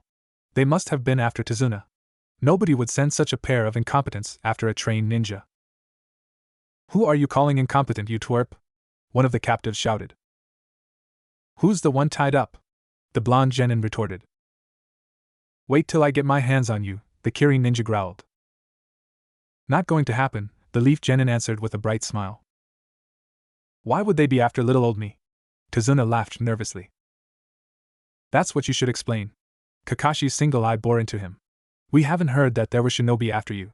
Our mission was simply to protect you from thieves or gangs. This has now become at least a B-rank mission. This was supposed to be a simple protection until you completed the bridge. If it was known that there were ninja after you, this mission would have been set as the more expensive B-rank. I'm sure you had a reason, but it causes problems when you lie about the mission. We are now operating outside our duties. Tazuna was staring at the ground, looking like a broken man. Sakura looked between them and the bound Kiri ninja. They were only chunin, yet they were so much stronger than them. The only thing she could do was to cast a genjutsu, and she couldn't even tell whether it had any effect. Sasuke was amazing in his fight, but even through her rose-tinted glasses she could tell that he could have lost easily. If he was scratched by the poisoned claws like Naruto, and speaking of whom. We aren't ready for this mission, she said. She couldn't allow anything to happen to her Sasuke-kun, and if all it took was looking like a coward, then so be it. Let's quit. We will need medicine for Naruto's wound. We should get back in the village and get him to a doctor. It's nothing, Sakura, the boy in question interrupted her. It will heal in no time. Baka! She shouted. Don't you know anything about medicine? This won't heal in days. Your hand is going to be completely useless. If such wound had been inflicted on a normal human, this statement would have been true. But the demon vessel wasn't normal, and he knew it. But his teammates didn't. So how should he explain that the injury had already almost healed without telling them his secret? We don't need the Dobe's left hand anyway, Sasuke scoffed derogatorily. He froze up with both hands anyway. Naruto had to inwardly thank him for the perfect distraction. I did not, he shouted back. The black-haired genin only snorted. The blonde was troubled. He didn't really freeze with fear, but he spent such a long time pondering the right strategy that he reacted too late. The result was the same. This was something that mustn't be repeated.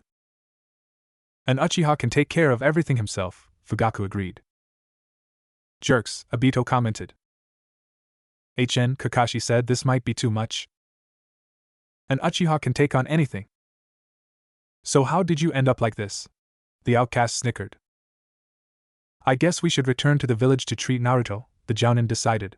The boy in question knew he didn't need any treatment, and he reckoned the masked man knew it as well. But it sounded like a good excuse why to turn back. But the question was, should they? I have to talk to you, Tazuna said in a grave voice. He immediately got the attention of everybody. Then he proceeded to explain the gruesome situation his country had found itself in. By the end of his tale, everybody was moved. Why should we care about some worthless peasants? Well, almost everybody. You really are a bunch of arrogant jerks. Obito screamed at them. You deserve to be dead. How dare you, traitor? You're the one who deserves to be dead. We cannot risk my son for the likes of him.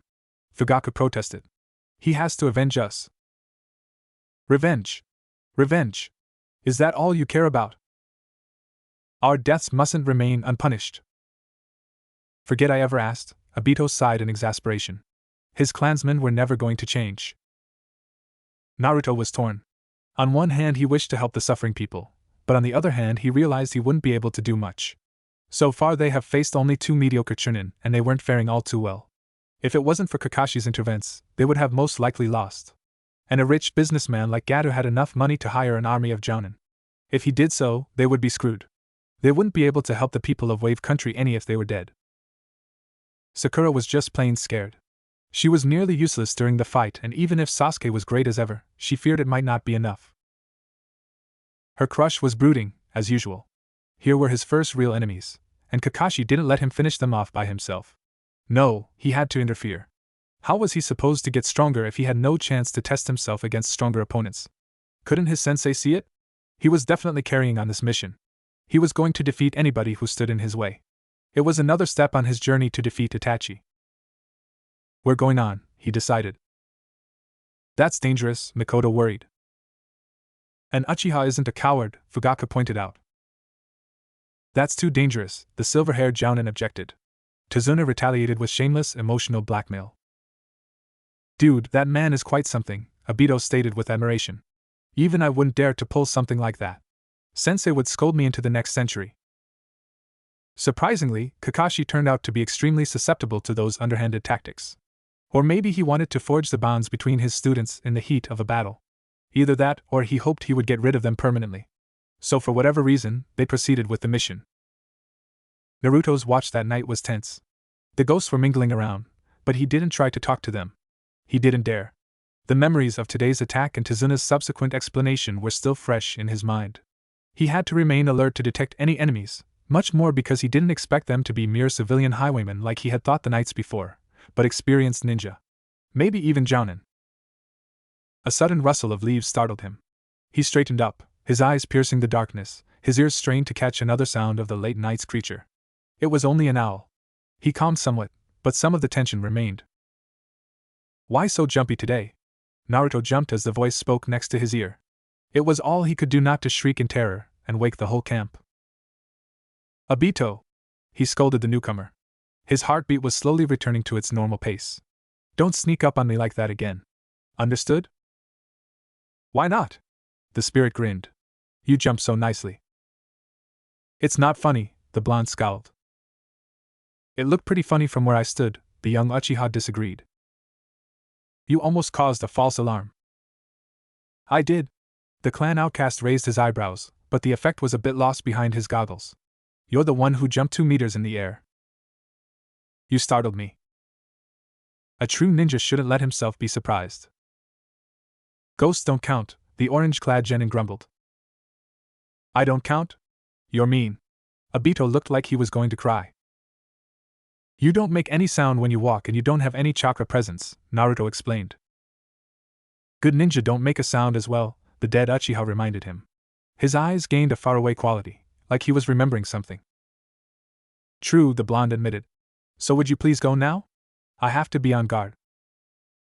Don't you like me anymore? Quit your whining. This isn't a time for it.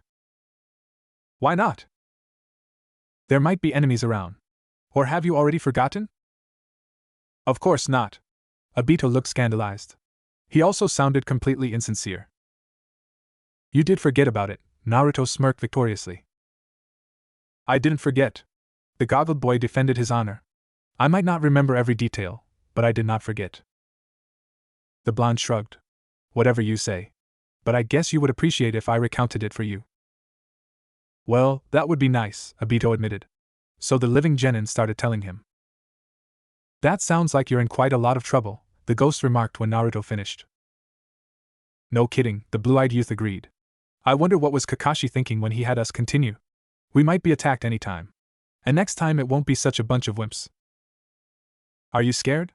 The dead Uchiha teased. I'm realistic, the still-alive Uzumaki corrected.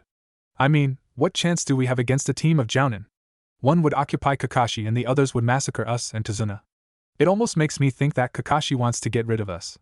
Not that I can blame him, he added silently. That's not true, the ghost defended his teammate hurriedly. I suppose you know him better than I. What makes you so sure? Kakashi wouldn't do that, Obito remained stubbornly. You know, Naruto observed, now you sound like you're trying to convince yourself. Kakashi wouldn't abandon his comrades. Those who abandon their comrades are worse than trash. There was a hint of desperation in his voice. What did happen? Naruto inquired. What? Obito looked around. Did I miss something? What happened to you and Kakashi? Bad mission. The ghost stared at the ground. You said that before? What did go wrong with the mission? Everything. He turned his eyes to his old comrade. You aren't overly cooperative tonight. Come on, Naruto prodded. What was so terrible? The dead Uchiha didn't answer. He stood motionlessly and stared at his sleeping teammate. Did something happen to him? Or do you blame him? Obito didn't answer. He turned around and ran. He refused to speak another word for the whole night. Naruto returned to his silent vigil. The voyage across the straits was tense, but uneventful. The mist had conveniently hidden them from prying eyes and they remained undetected even as they sailed along the unfinished bridge. They all were impressed by the sheer size of the construction. They landed in a fishing village without further incident and bid their goodbyes to the man who had steered their boat. The place was run down. It was easy to see that the country had indeed fallen on hard times. Tazuna led them through a small forest towards his home. As they were walking near a lake, Naruto spotted a man hiding in the bushes. He was concealed expertly, the blonde had to admit. If it wasn't for his ability to see souls, he wouldn't have noticed anything. He shot a glance at Kakashi. The Jounin was tense and alert, but he had been like that ever since they stepped on the soil of Nami no Kuni. There was no telling whether he detected the danger or not.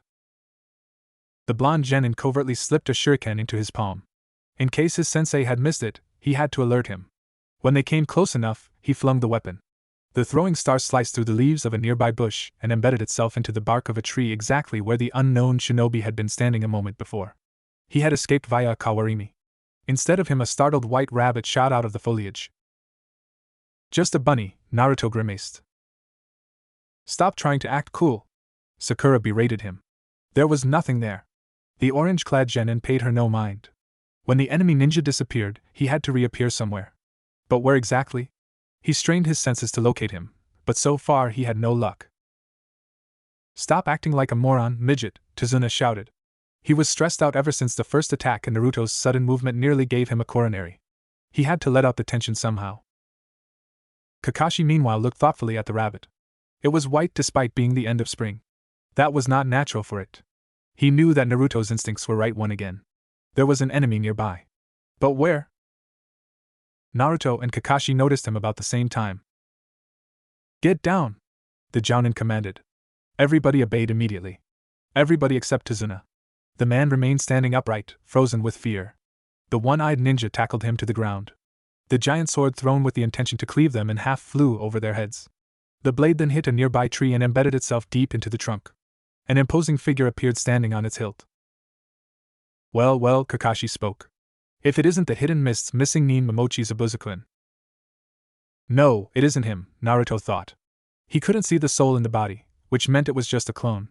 The real one was still hiding, and Naruto could see where. He also saw the ghosts following him. He was appalled at how many of them were children. It didn't ease his fears any. He had heard of Momochi Zabuza before. It wasn't much, but it sounded scary. They were in way over their heads. Why did they continue the mission again? They were likely to get slaughtered here. Everybody go back, the silver-haired Jounin commanded. This one's on a whole other level. Against him, it would be a little tough. He reached for his headband, unless I do this. And he lifted the Hittite. I can see! Obito rejoiced, dancing around. Thief! Burn in hell! Various other members of the Uchiha clan expressed their opinions. You appear to be Sharingan Kakashi, Zabuza's clone spoke. Sorry, but the old man is mine. Sharingan? Sasuke glared at Kakashi. How can he have Sharingan? He isn't an Uchiha. Thieving scum, Fugaku spat. Surround and protect Tazuna-san, the masked Jounin commanded. Do not enter the fight. That's teamwork here. The three genin obeyed. Naruto took the position that was facing the hiding place of the real Momochi Zabuza. Zabuza, first fight me. I already get to see the famous Sharingan, the clone of the Kiri-nuke Nin spoke. I am honored. It then launched into a lengthy monologue about Kakashi's reputation. He's buying time, Naruto realized. But what for? He kept his eyes on the real one, and he didn't seem to be doing anything. Maybe somebody else's. It should have occurred to him earlier that the demon of the bloody mist might not be alone, but he couldn't see his suspected partner in crime anywhere. But that didn't mean there was no one there. Even he couldn't see the souls through too many solid objects. He covertly scanned the canopy, but so far no luck. Now, let's end the talking, Zabuza wrapped his speech. I have to kill the old man. Sasuke and Sakura immediately went on guard. Naruto didn't let it down first place, but even he tensed. But it seems, Kakashi, I have to beat you first. The clone jumped into attack as soon as he finished speaking. He occupies Kakashi's attention and ours too, Naruto realized, and the real one is going to attack from a different direction. The clone landed on the surface of the lake. It formed seals with one hand and mist started forming around him. Before it obscured him completely, he spoke, Ninpu, Kirigakyu no Jutsu. In the next moment he disappeared from their sights, completely vanishing into the white mist that had encompassed everything around. He'll come after me first, Kakashi said. I disagree, thought Naruto. Tazuna is his target. Once he kills him, he can get away and collect his pay. He doesn't have to fight you at all. Momochi Zabuza, as the member of Hidden Mist, he was an expert in silent killing. You don't even notice until you're already dead, so be careful, guys. And just what do you think we are doing, having a picnic? The mist is getting thicker. I can't even see the real one anymore. He'll attack any time now. As soon as he thought it, Zabuza's distorted voice sounded from what felt like all around them. Naruto guessed it was another jutsu, meant to intimidate the enemy. It was working. 8 choices. Liver, lungs, spine, clavicle vein, neck vein, brain, kidneys, heart. Which one I should go after? The voice was mocking. The killer intent accompanying it was not. Sasuke was sweating profoundly. The oppressive aura in the air was getting to it. My poor baby, Mikoto cooed.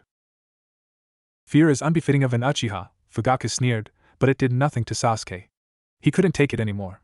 The feeling of having his life squeezed out of him, if he had to endure it any longer, it would drive him insane. Better to have it over with. His shaking hands slowly lifted his kunai. Sasuke!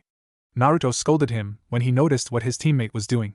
He felt like suffocating as well, but this wasn't the first time he had killer intent turned towards him, so he had built some tolerance against it. But even he was trembling now. Sasuke, Kakashi shouted, and that finally seemed to get through the haze the last Uchiha was in. Don't worry. I'll protect you guys even if it kills me. And it better kills you, thief, some dead Uchiha added. I don't let my comrades die, the silver-haired Jounin added. You say that now? Obito screamed in rage. So he really blamed Kakashi for his death. Naruto absent-mindedly made a mental note that he'd have to ask him about it. We'll see about that. Zabuza's voice resounded from the mist. Naruto noticed a build-up of chakra behind him. Without thinking, he jumped and pushed Tazuna out of the way. It's over, spoke a clone of Zabuza that had materialized between the 3 genin. In the next moment it was tackled by a clone of Kakashi. The bunshin of Zabuza turned into water, but another appeared behind the clone of the leaf Jounin. The Kakashi clone was cleaved in halves by Kubikiri Hocho, before dissolving into water as well. Zabuza's clone looked a bit startled until Kakashi, the real one this time, placed a kunai at his neck. Don't move, he commanded. It's over. It's a clone, Naruto shouted. The copycat looked at him in surprise. In the next instant the real Zabuza appeared behind him. The clone dispersed. The silver-haired man barely dodged a vicious sword slash and tried to retaliate, but the Kiri swordsman didn't let him. He pressed on his attack with such viciousness that the famous copy ninja was hard-pressed to defend. After a while Kakashi was thrown into the lake. Sura no Jutsu, spoke Zabuza with a smirk. It couldn't be seen through the wraps on his face, but it was apparent in the satisfied tone of his voice. In the next moment the Konoha Jounin was trapped within a huge sphere of water. Kakashi! Obito shouted desperately. Serves you right, thief. What will happen to Sasuke now? Zabuza started gloating. He was relishing in getting one over the famous copycat. We'll finish this later, he ended his speech. First I will take care of them. Miza Bunshin no Jutsu. Another clone rose from the water. Hee, it chuckled, and launched into a speech meant to torment them. Naruto had to agree with it that Sasuke and Sakura were merely acting like real ninja, but he had dealt with death before. He was dealing with it on a daily basis. The clone activated the Kirigakyu no Jutsu again. It had dispersed during the taijutsu exchange between the 2 Jounin.